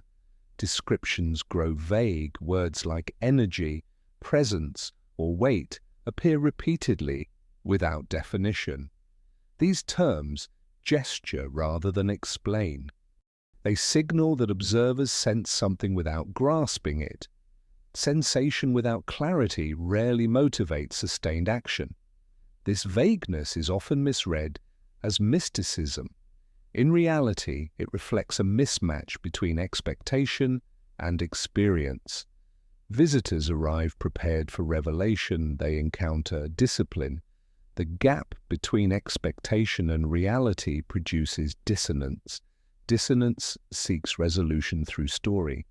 Over time, the peninsula becomes less a place than a concept. It exists more vividly in discourse than in geography. For most people, it is an idea rather than a location. Ideas are easier to speculate about than to confront. This abstraction benefits the system. Concepts do not dig foundations or install sensors. Concepts do not alter rhythms. As long as the peninsula remains primarily conceptual, physical interference remains unlikely. There is an irony in this. The more the place is talked about, the less it is touched. Noise replaces action. Speculation substitutes for engagement. The system endures beneath the conversation. Internally, the monks remain largely unaware of the details of these narratives. They hear fragments, if at all. They do not track reputation. Reputation is external. Their concern is not how the place is perceived, but how it functions. As long as function continues, perception is irrelevant. This disconnect creates misunderstanding. Outsiders assume the monks curate mystery intentionally. In truth, mystery is a byproduct of restraint. Silence produces mystery automatically. No effort is required. Attempts to demystify the peninsula often fail because they seek to replace myth with explanation. Explanation demands access. Access disrupts rhythm. The system resists not because explanation is false, but because it is intrusive. Some observers eventually recognize this and shift approach. Instead of asking what is hidden, they ask how the system has endured. This question produces fewer sensational answers, but more accurate ones. Endurance requires discipline, redundancy, and resistance to change. None of these are mysterious. They are simply unfashionable. The modern world prefers systems that adapt visibly, optimize constantly, and explain themselves readily. This peninsula does none of these. It adapts by contraction, optimizes by repetition, and explains nothing. By modern standards, it should have failed long ago. It has not. The myths persist because they fill a psychological need. people struggled to accept that immense effort could be sustained without dramatic payoff. The idea that generations of men would dedicate their lives to maintenance rather than revelation feels unsettling. It challenges assumptions about purpose. Maintenance is invisible work. When done correctly, nothing happens. The system's success is measured by absence. Absence of incident, absence of change, absence of explanation. This is difficult to celebrate, easy to misunderstand, and simple to ignore. The outside world oscillates between fascination and dismissal. Both are safe for the system. Fascination burns out, dismissal disengages. The danger lies in sustained, focused, practical attention. That has never materialized long enough to matter. In this way, the mythology surrounding the peninsula functions as an additional buffer. It absorbs curiosity, redirects it into narrative, and prevents it from becoming intervention. The system does not need to create this mythology. It merely allows it to exist. Silence, once again, proves sufficient. As long as stories circulate without consequence, as long as theories compete without resolution, and as long as attention remains divided, the peninsula remains untouched. The system continues its work beneath layers of imagination, unaltered by belief or disbelief. What the world thinks about this place matters far less than what it does not do because of those thoughts. And so the myths accumulate, shift, and fade, while the structure beneath them remains exactly as it has always been, quiet, disciplined, and intact. At the center of this peninsula's longevity lies a principle that contradicts nearly every modern assumption about how systems endure.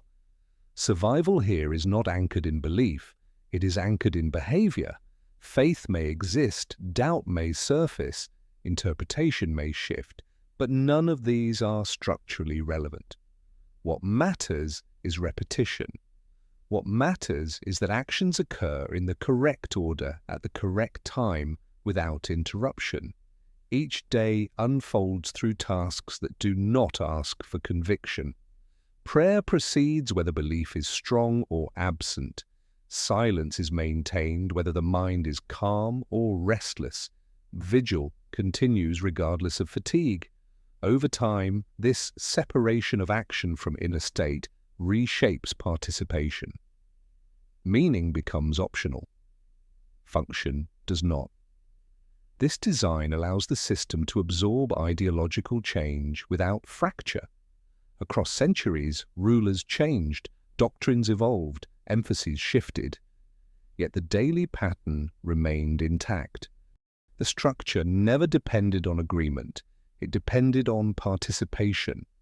Even disbelief could be accommodated provided behavior remained consistent.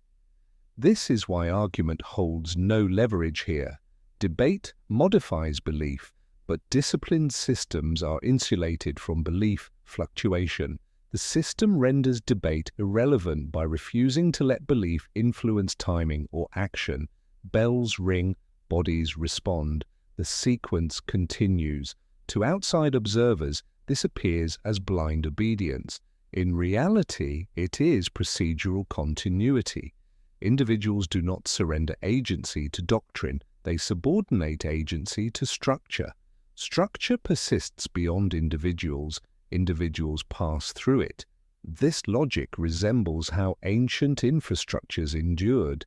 Aqueducts carried water regardless of political authority. Roads remained functional regardless of religion. The system here operates similarly. It is not primarily theological. It is mechanical in the sense that repetition sustains it. Rituals function as interfaces between human action and environmental response. Their effectiveness does not depend on understanding.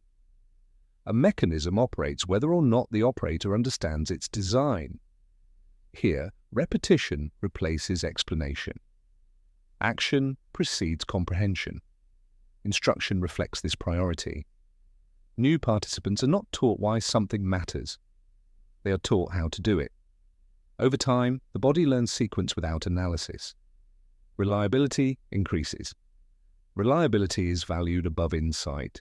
Modern culture prioritizes intention. Motivation is treated as the engine of action. On this peninsula, motivation is irrelevant. Schedule is the engine. Bells do not wait for readiness. They demand response. Emotional variability is removed from the equation. Emotion is not denied. Fatigue, doubt, frustration, and longing arise naturally. They are not discussed extensively because discussion consumes attention. Routine absorbs fluctuation. Routine stabilizes. This design protects the system from charismatic disruption. No individual can redefine purpose because purpose is not articulated. Leadership exists to manage logistics, not meaning. Authority ensures continuity, not interpretation. History demonstrates that systems anchored in meaning fracture easily. Schism follows disagreement. Systems anchored in behavior resist division. This peninsula reflects an understanding learned through consequence. Whatever once threatened it could not be neutralized by belief alone. It required consistency. This explains the discomfort with enthusiasm. Excess zeal introduces unpredictability. Inspired individuals seek expression. Expression seeks change. Change destabilizes rhythm. The ideal participant is steady rather than passionate. Even reverence is moderated. Devotion that seeks transcendence pulls attention away from maintenance. The system favors immanence. Remain present. Perform the task. Now. Outsiders often mistake this for spiritual emptiness. They expect revelation or transformation. What they encounter is endurance. Endurance lacks spectacle but sustains systems across generations. The emphasis on behavior over belief also protects against disillusionment. When belief fades, behavior continues. When meaning erodes, structure remains. Many systems collapse when purpose is questioned. This one does not rely on purpose being agreed upon. This resilience frustrates reformers. Belief can be changed quickly, behavior cannot. Altering behavior requires dismantling schedules, retraining bodies, and reconfiguring space. It demands sustained effort without immediate reward. The system survives because change is costly. Modern ideology celebrates flexibility. Adaptability is praised. Here, rigidity is strength. Rigidity limits choice but ensures predictability. Predictability allows coordinated response without deliberation. Deliberation introduces delay. Delay introduces risk. The system does not entertain the question of whether it should continue. Continuation is assumed. Questioning introduces pause. Pause creates gaps. Gaps accumulate. This is why personalization is resisted. Individual expression introduces divergence. Divergence breaks synchrony. Synchrony is essential. Many bodies acting in unison reduce complexity. Behavioral continuity also explains the absence of an endpoint. There is no completion, no final condition, no moment when the work is declared finished. Completion would imply release. Release would dissolve structure. The work continues because continuation is the work. This confounds outcome-driven cultures. Without a finish line, effort appears pointless. For containment systems, permanence is success. Reward is absent by design. There is no culmination, no revelation after years of service. Reward would encourage acceleration or shortcut. The system does not incentivize, it sustains. Legacy is similarly muted. Individual names fade quickly. Memory dissolves into rhythm. This prevents hero narratives. Hero narratives concentrate attention and distort behavior. From the outside, this appears austere, even bleak. From within, it removes burden. Without the demand to generate meaning, individuals are free to act without existential pressure. The task is clear. The next bell will ring. This clarity is rare in modern life, where individuals must continually justify purpose. Here, purpose is embedded in structure. One steps into it rather than invents it. The system's indifference to belief renders it resistant to ideological attack. Criticism assumes shared values. This structure does not negotiate values, it operates. As long as bodies move, voices chant, lamps burn, and schedules reset, the system remains intact. It does not require agreement about why, it requires only that the how persists. This unsettles observers. There is no doctrine to dismantle, no belief to disprove, no argument to win. The system offers nothing to debate. It simply continues, and in that continuation lies its strength.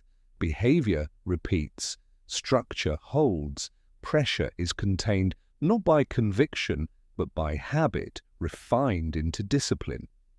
The peninsula endures because it demands little of belief and everything of action. Belief fluctuates. Action, repeated long enough, becomes inevitable. As long as the rhythm remains unbroken, the system remains indifferent to opinion. Thought passes, behavior remains. What the outside world rarely understands is that exhaustion on this peninsula is not a side effect of discipline, but one of its core stabilizing forces. Fatigue here is not treated as failure, nor is it something to be eliminated. It is cultivated carefully, kept within precise limits, and shared collectively.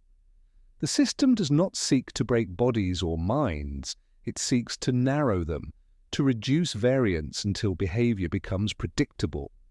A well-rested mind wanders. It imagines alternatives, revisits the past, projects futures. A tired mind does none of this for long. It stays close to the present task. It completes what is in front of it and moves on. This narrowing of attention is not accidental, it is essential. Imagination generates possibility. Possibility invites deviation. Deviation threatens coherence. Sleep is therefore fragmented by design. Night services interrupt rest repeatedly. Early rising prevents full recovery. Daytime labor consumes what energy remains. The body never reaches collapse, but it rarely reaches surplus. That balance is carefully maintained. Collapse would remove participation. Surplus would create volatility. The system operates in the narrow space between. To outsiders, this appears ascetic, as though the goal was spiritual elevation through deprivation. In most ascetic traditions, the aim is heightened awareness. Here, the aim is dampened variability. Too much awareness introduces sensitivity. Sensitivity sharpens perception. Sharpened perception seeks explanation. Explanation invites engagement. Engagement destabilizes. Physiologically, sustained moderate exhaustion flattens emotional extremes. Intense joy, fear, or anger require energy. When energy is limited, emotion levels out. This is not numbness, it is regulation. Regulated emotion allows synchronized action without negotiation. Everyone moves together because no one has the surplus energy to pull away. Cognitive research recognizes that fatigue shifts decision-making toward habit rather than deliberation. On this peninsula, that shift is not an unfortunate consequence. It is the point. Habit is safer than choice. Choice introduces divergence. Divergence fractures rhythm. This is why discomfort is normalized. Aches, stiffness, and strain are tolerated. Serious injury is treated. Chronic discomfort is absorbed into routine. The body is not optimized for performance. It is tuned for endurance. Endurance sustains rhythm.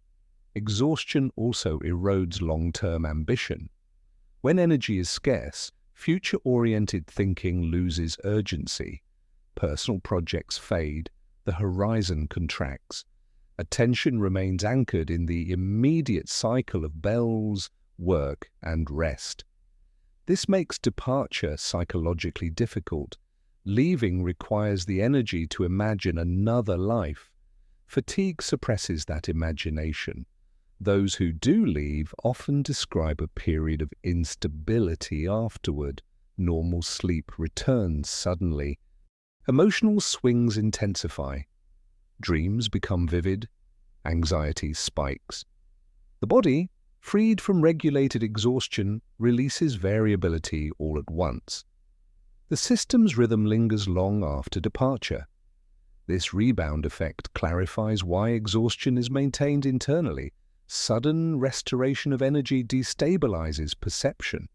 Controlled, continuous fatigue maintains equilibrium.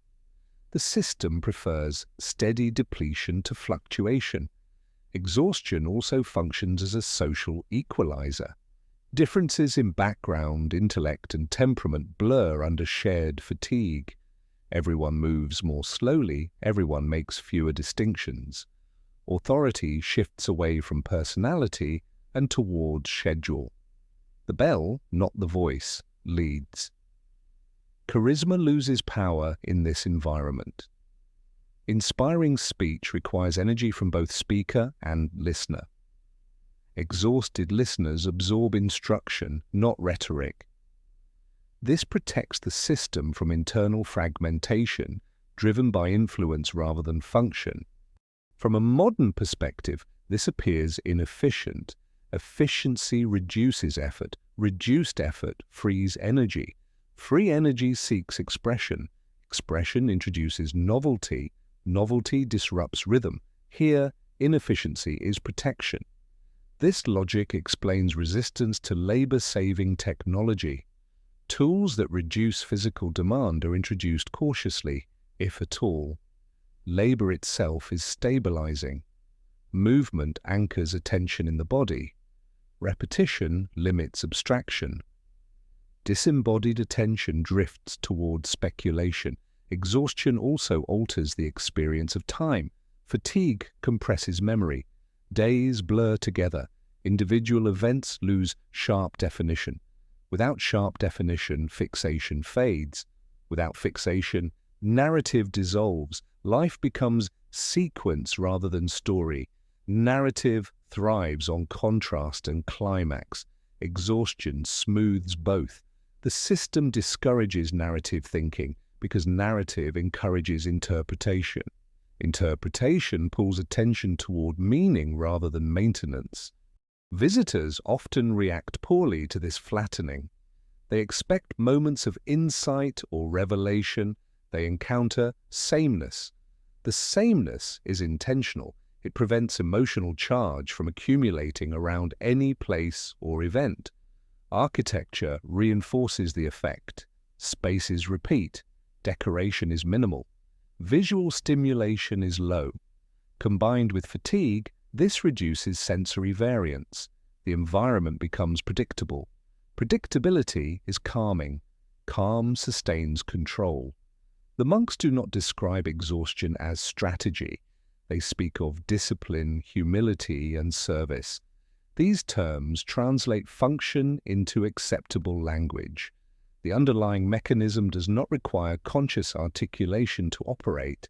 There are limits. Severe exhaustion is avoided, collapse is monitored. Individuals nearing breakdown are reassigned quietly.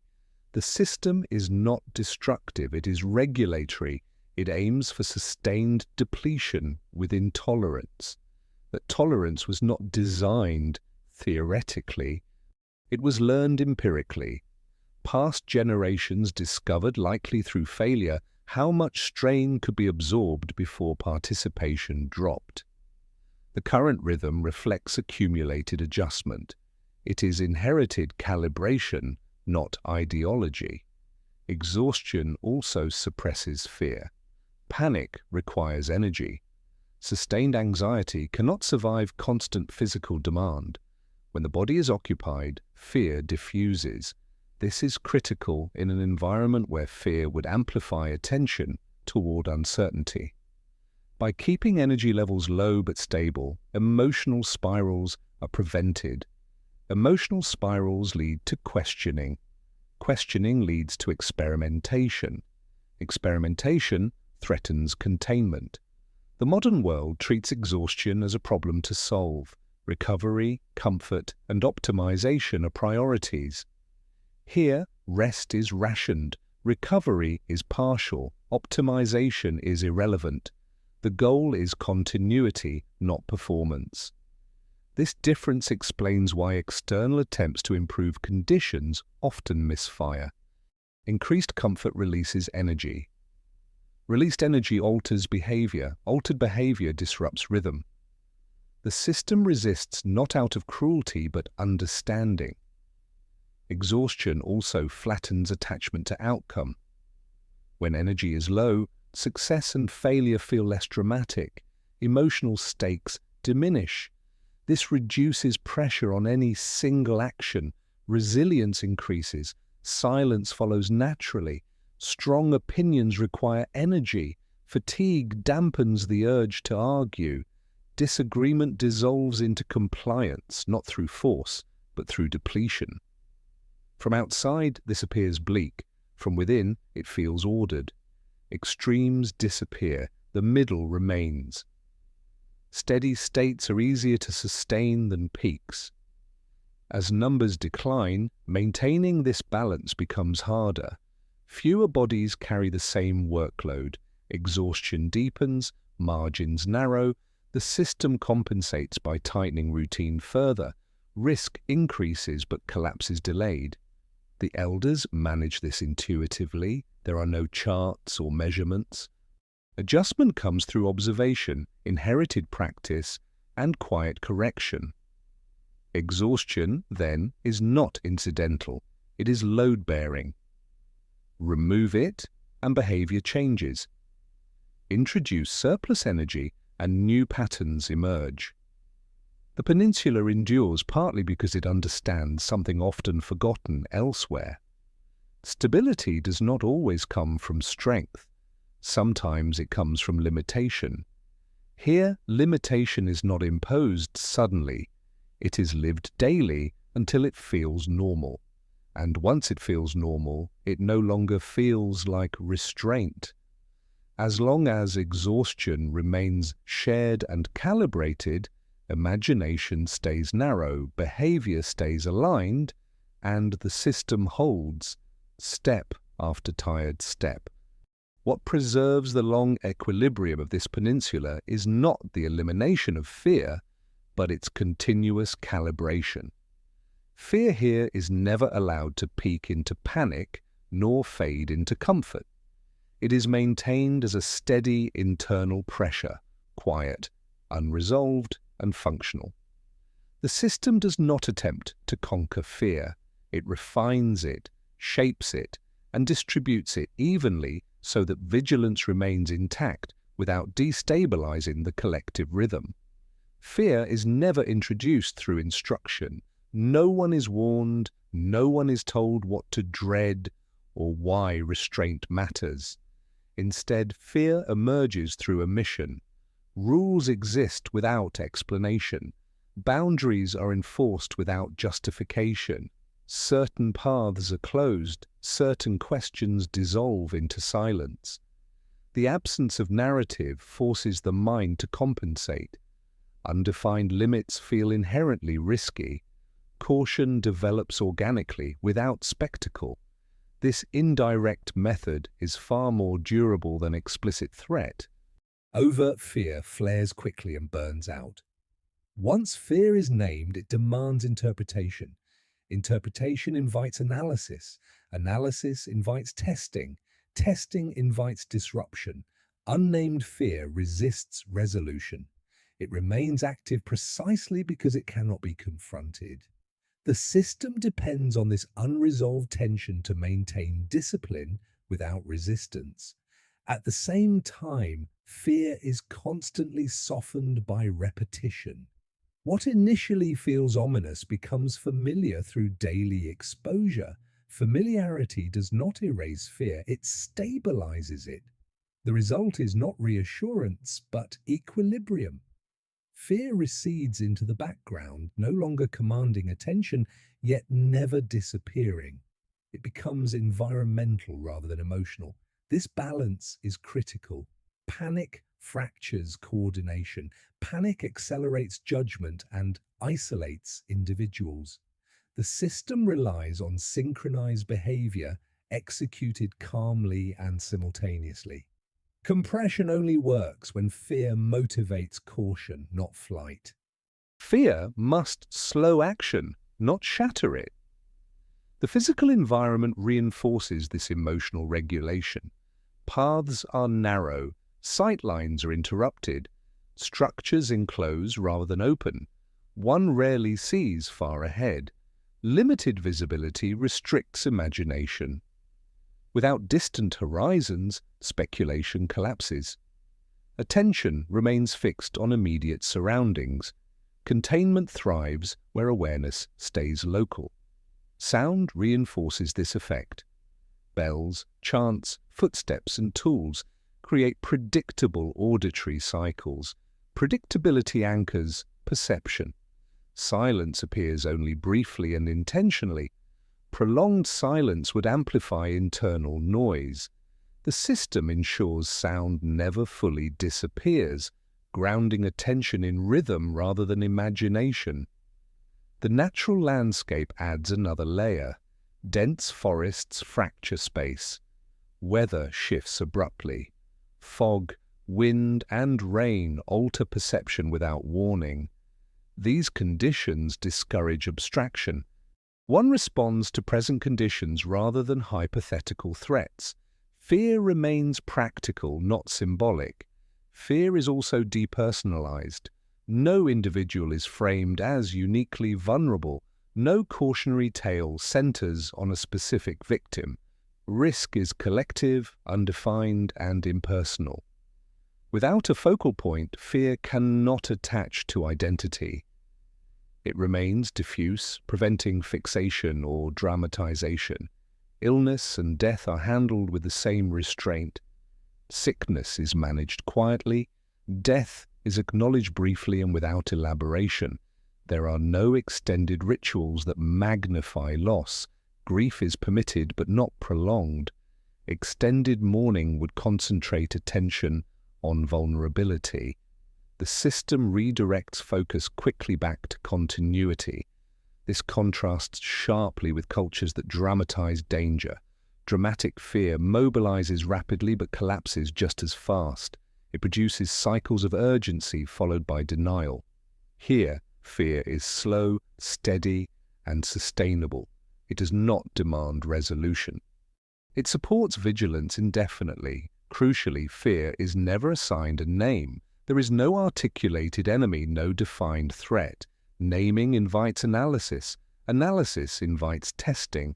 Testing invites interference. An unnamed fear cannot be confronted or disproven. It can only be respected. Respect maintains restraint.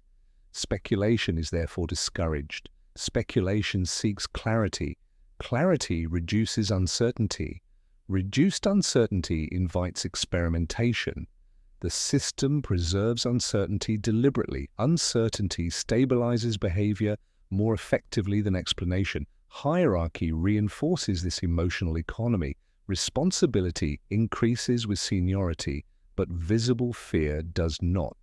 Elders model calm restraint. Their composure sets tone. If authority expressed anxiety, anxiety would propagate. Calm absorbs fear without denying it. At the same time, elders avoid reassurance. Excess reassurance erodes caution. Without fear, vigilance weakens. The balance is precise, enough uncertainty to sustain care, enough routine to prevent obsession. External observers often misinterpret this as repression. They assume fear is suppressed. In reality, fear is integrated. It is not something to overcome. It is something to manage continuously. During periods of strain, population decline, tightened schedules, increased external pressure, fear could escalate dangerously. Instead, the system responds by increasing structure rather than explanation. Repetition intensifies, predictability increases, fear is absorbed into action. Fear is rarely discussed directly. The language used is duty. Duty reframes fear into obligation. Obligation is steadier than emotion. Fear motivates avoidance. Duty motivates persistence. The system converts fear into work. This conversion prevents paralysis. Fear without outlet freezes behavior. Fear with outlet stabilizes it. Repetition provides that outlet. The next task arrives before fear can accumulate. Psychological studies recognize that sustained, controlled exposure to uncertainty builds tolerance. This system applies that principle continuously. Uncertainty is constant but bounded. Over time, individuals adapt. Fear becomes manageable, even mundane. This adaptation explains the calm observed by visitors. Those expecting dread encounter composure. Fear is present but domesticated. It no longer demands attention. It quietly supports order. The greater threat is not fear intensifying, but fear disappearing. Complacency invites shortcuts. Shortcuts erode structure. The system guards against comfort more aggressively than against anxiety. Like exhaustion, fear operates within a narrow operational band. Too little, and vigilance dissolves. Too much, and coordination collapses. Maintaining this band requires constant adjustment. Elders monitor posture, tone, pacing, and silence for signs of imbalance. These adjustments are never explained. Explanation would externalize fear. Externalized fear seeks resolution. Resolution would dismantle uncertainty. The system keeps fear internal, ambient, and unresolved. This approach carries cost. Individuals live with quiet tension for years. Yet continuity is valued above comfort. Comfort is transient. Continuity preserves function. From the outside, this may appear severe. From within, it feels ordinary. Fear is not experienced as terror. It is experienced as caution woven into daily life, rarely conscious, always present. This subtlety makes it effective. Fear that announces itself invites resistance. Fear that blends into routine sustains compliance without struggle. The peninsula endures because it understands that fear is not an enemy to eliminate, but a resource to regulate. Managed carefully, fear sharpens attention without breaking will. As long as fear remains unnamed, shared, and calibrated, vigilance persists, behavior aligns, and the system holds, balance between panic and complacency, walking the same narrow path it has maintained for centuries in silence. As the system endures into the present, the pressure it faces no longer comes primarily from external force, curiosity, or even reform. It comes from time itself. Time erodes participation quietly. Bodies age, numbers decline. Memory thins. The structure was built to withstand intrusion and panic, but slow attrition presents a subtler challenge. Unlike sudden disruption, attrition does not trigger alarms. It feels natural. And that makes it dangerous. The system responds to attrition not by expanding recruitment or modernizing appeal, but by compressing expectation. Fewer participants carry more weight. Duties overlap. Rotations shorten. Redundancy thins. Where once there were margins, now there are seams. The structure tightens around what remains, conserving function by increasing density. This compression is visible in daily rhythm. Tasks that were once shared are now performed sequentially by the same individuals. Rest intervals shrink. Vigil extends. The system does not acknowledge this as strain. it treats it as continuation. Naming strain would invite evaluation. Evaluation invites reconsideration. Reconsideration invites choice. Choice fractures alignment. Instead, the system relies on a principle learned long ago. Intensity can substitute for volume, at least temporarily. Where numbers fall, repetition increases. Where coverage thins, focus sharpens. The system has survived earlier contractions. It applies the same logic now, yet there are limits. Compression cannot continue indefinitely. The structure compensates by narrowing interface even further. Fewer visitors, less exchange, reduced external obligation. Energy is conserved by eliminating anything non-essential. The system retreats inward.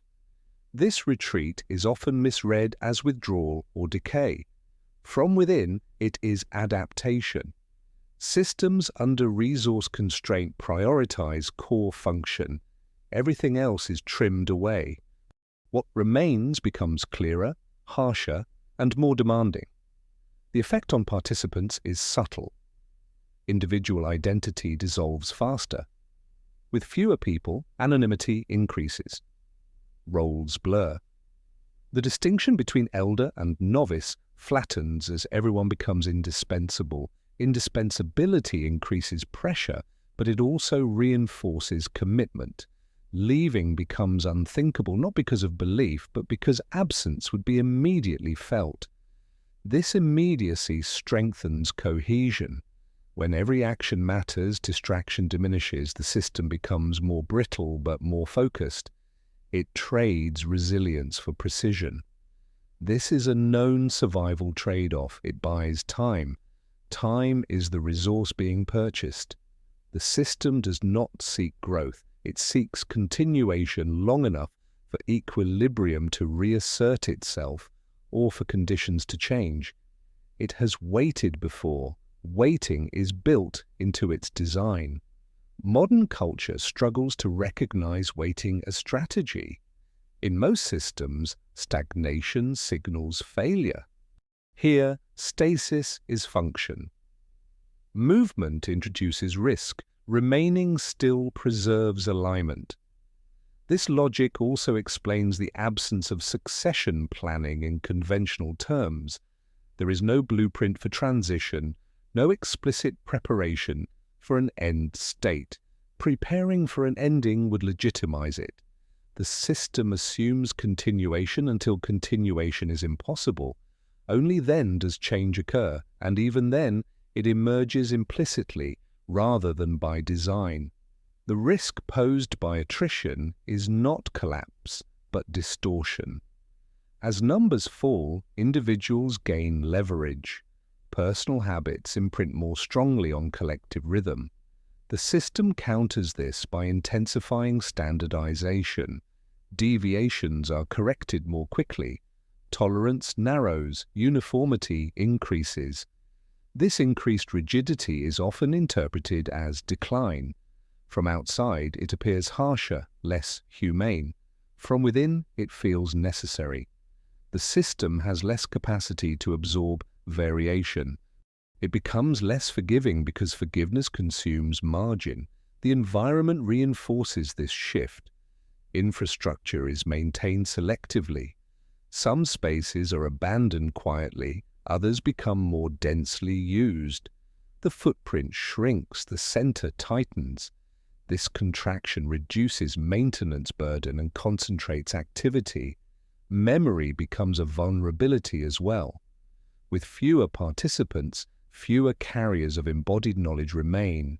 The system responds by simplifying procedures. Complexity is reduced where possible. Rituals become shorter, more standardized, less ornate. What cannot be reliably transmitted is discarded. This pruning is not aesthetic, it is functional. Ornament requires energy and memory. Function requires only repetition. The system strips itself down to essentials.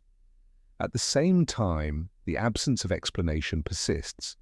simplification does not bring clarity. The system remains opaque. Opaqueness prevents misinterpretation.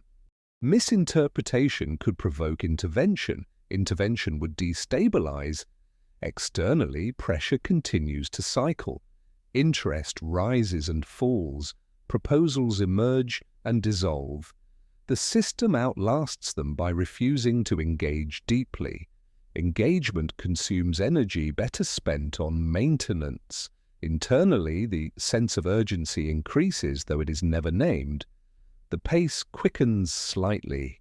Errors are corrected immediately. Silence deepens. These are not signals of panic. They are signs of tightening control. Attrition also affects perception of time. With fewer markers, years blur. Individual lifespans feel shorter. This compression of temporal awareness reinforces focus on immediate rhythm. Long-term planning fades. Present becomes everything. This narrowing is both strength and weakness. It preserves function now but reduces adaptability later. The system accepts this trade-off.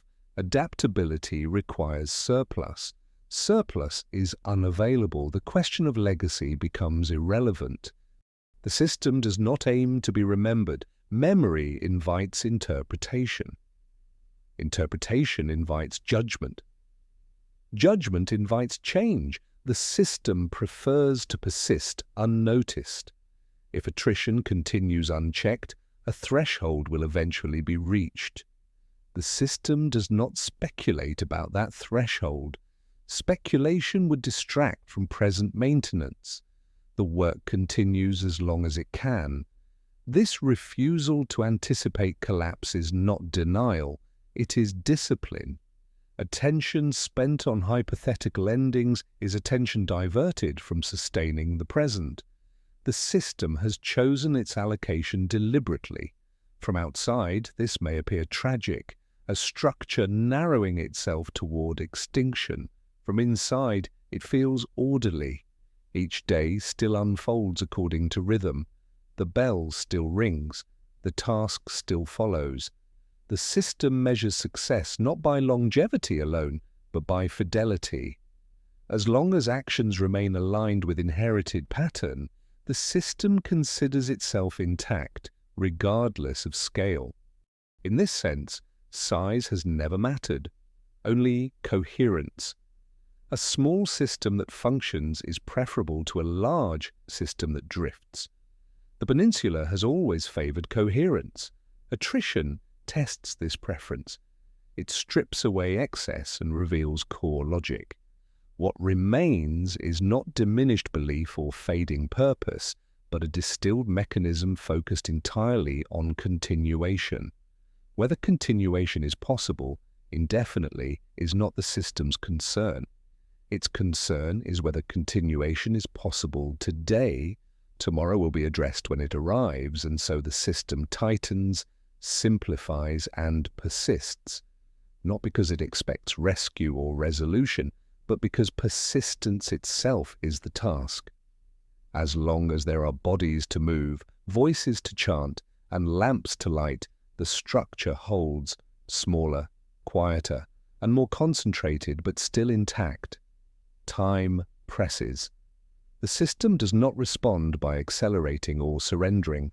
It responds by narrowing, conserving, and waiting. This is how it has always survived, and for now, it continues to do so. When everything extraneous is stripped away, what defines this peninsula is not secrecy, belief, or even vigilance, but persistence refined into structure. The system was never designed to arrive at a conclusion. It was built to continue. Continuation here is not a pathway toward revelation or resolution. It is the objective itself. Every mechanism examined, silence, repetition, exhaustion, fear, contraction, exists to serve that single outcome. The system does not ask whether continuation is meaningful. It asks only whether continuation is possible. This distinction explains why the structure has endured when so many others dissolved. Meaning shifts with culture, ideology, and time. Possibility does not. As long as bodies can move, voices can sound, and routines can reset, the system remains operational. When one element weakens, another compensates. When scale diminishes, intensity increases. When explanation threatens stability, silence absorbs it. The structure is not elegant or expressive, it is resilient. From the outside, this refusal to resolve feels unsatisfying. There is an expectation that systems exist to achieve something, to uncover truth, produce outcomes, justify themselves. This peninsula defies that expectation. It offers no culmination, no disclosure, no confirmation. Curiosity is neither rewarded nor punished. Belief and disbelief pass through without effect. The system persists regardless. That persistence has shaped its relationship with the wider world. Over centuries, attention approached and withdrew. Pressure rose and fell. Empires shifted. Technologies advanced. The system outlasted them not by adapting visibly, but by remaining functionally indifferent. Indifference in this context is strength. It prevents entanglement and conserves energy. What is preserved here is not a singular object or hidden truth, but a condition, a state of balance sustained through coordinated human behavior. Whether that condition still requires the same degree of maintenance is unknowable. The system does not reassess necessity. Reassessment introduces doubt. Doubt invites testing. Testing risks irreversible change. Instead, necessity is assumed. Assumption simplifies action. The bell rings, the body responds, the sequence continues. In this way, the system bypasses the modern demand for justification. It does not explain why it exists because it exists. This logic is unsettling because it resists narrative closure. There is no final revelation waiting beneath stone or silence. There is only continuation or cessation. And cessation, if it comes, will not announce itself. There will be no collapse, no spectacle. The routines will thin, the intervals will stretch. Lamps will go unlit and remain so. Silence will deepen beyond regulation. The system will not fail loudly, it will stop quietly. Until that moment, everything else remains secondary. Mythology, interpretation, critique, and fascination orbit the structure without altering it. They are external weather. The system has learned to endure weather. This endurance challenges modern assumptions about control. Control is often equated with understanding. Here, control exists without explanation. Stability precedes understanding, and understanding is unnecessary. The system demonstrates that function can be preserved without narrative. This is why attempts to decode the peninsula consistently miss their target. The question is not what it hides, but how it operates while revealing nothing. Silence is not concealment, it is architecture. The structure also exposes a truth about human coordination. Large-scale alignment does not require shared belief, it requires shared rhythm. Rhythm synchronizes bodies before minds diverge. Once synchronized, divergence becomes costly. That cost has been calibrated carefully. Leaving is possible, but disruptive. Staying is demanding, but predictable. The system does not trap, it weighs. Many remain not because they are convinced, but because remaining requires less cognitive energy than departure. Energy conservation becomes loyalty. This is not coercion in a conventional sense. It is environmental shaping. Choice exists, but its costs are asymmetrical. The system shapes cost, not thought. Over generations, this shaping has produced something that appears fragile from a distance, but proves remarkably durable in practice. Fragility is mistaken for vulnerability. In reality, fragility here signals specialization. The system is optimized for one task, persistence under constraint. Everything unnecessary has been stripped away. Ornament, expansion, explanation, and ambition have been trimmed. What is narrow, focused, and resistant to displacement. The modern world often equates narrowing with failure. Growth is treated as success. Here, narrowing is strategy. By reducing surface area, exposure decreases. By shrinking interface, energy is conserved. By refusing growth, dilution is avoided. This logic has allowed the system to survive conditions that dismantled more flexible institutions. Flexibility encourages adaptation, but it also invites drift. Drift erodes alignment. Alignment is the foundation here. In the end, the system does not seek to be understood. It seeks to be left alone to continue functioning. That request is never spoken. It is encoded in every boundary, every silence, every refusal to explain. Whether this endurance still serves a purpose beyond itself cannot be determined from outside. Perhaps the original reason has faded. Perhaps it remains as urgent as ever. The system does not differentiate. Its responsibility is not to evaluate purpose, but to maintain condition. This indifference to meaning is what allows it to outlast meaning-driven institutions. When belief collapses, they collapse with it. When ideology shifts, they fracture. This structure remains because it was never anchored to belief.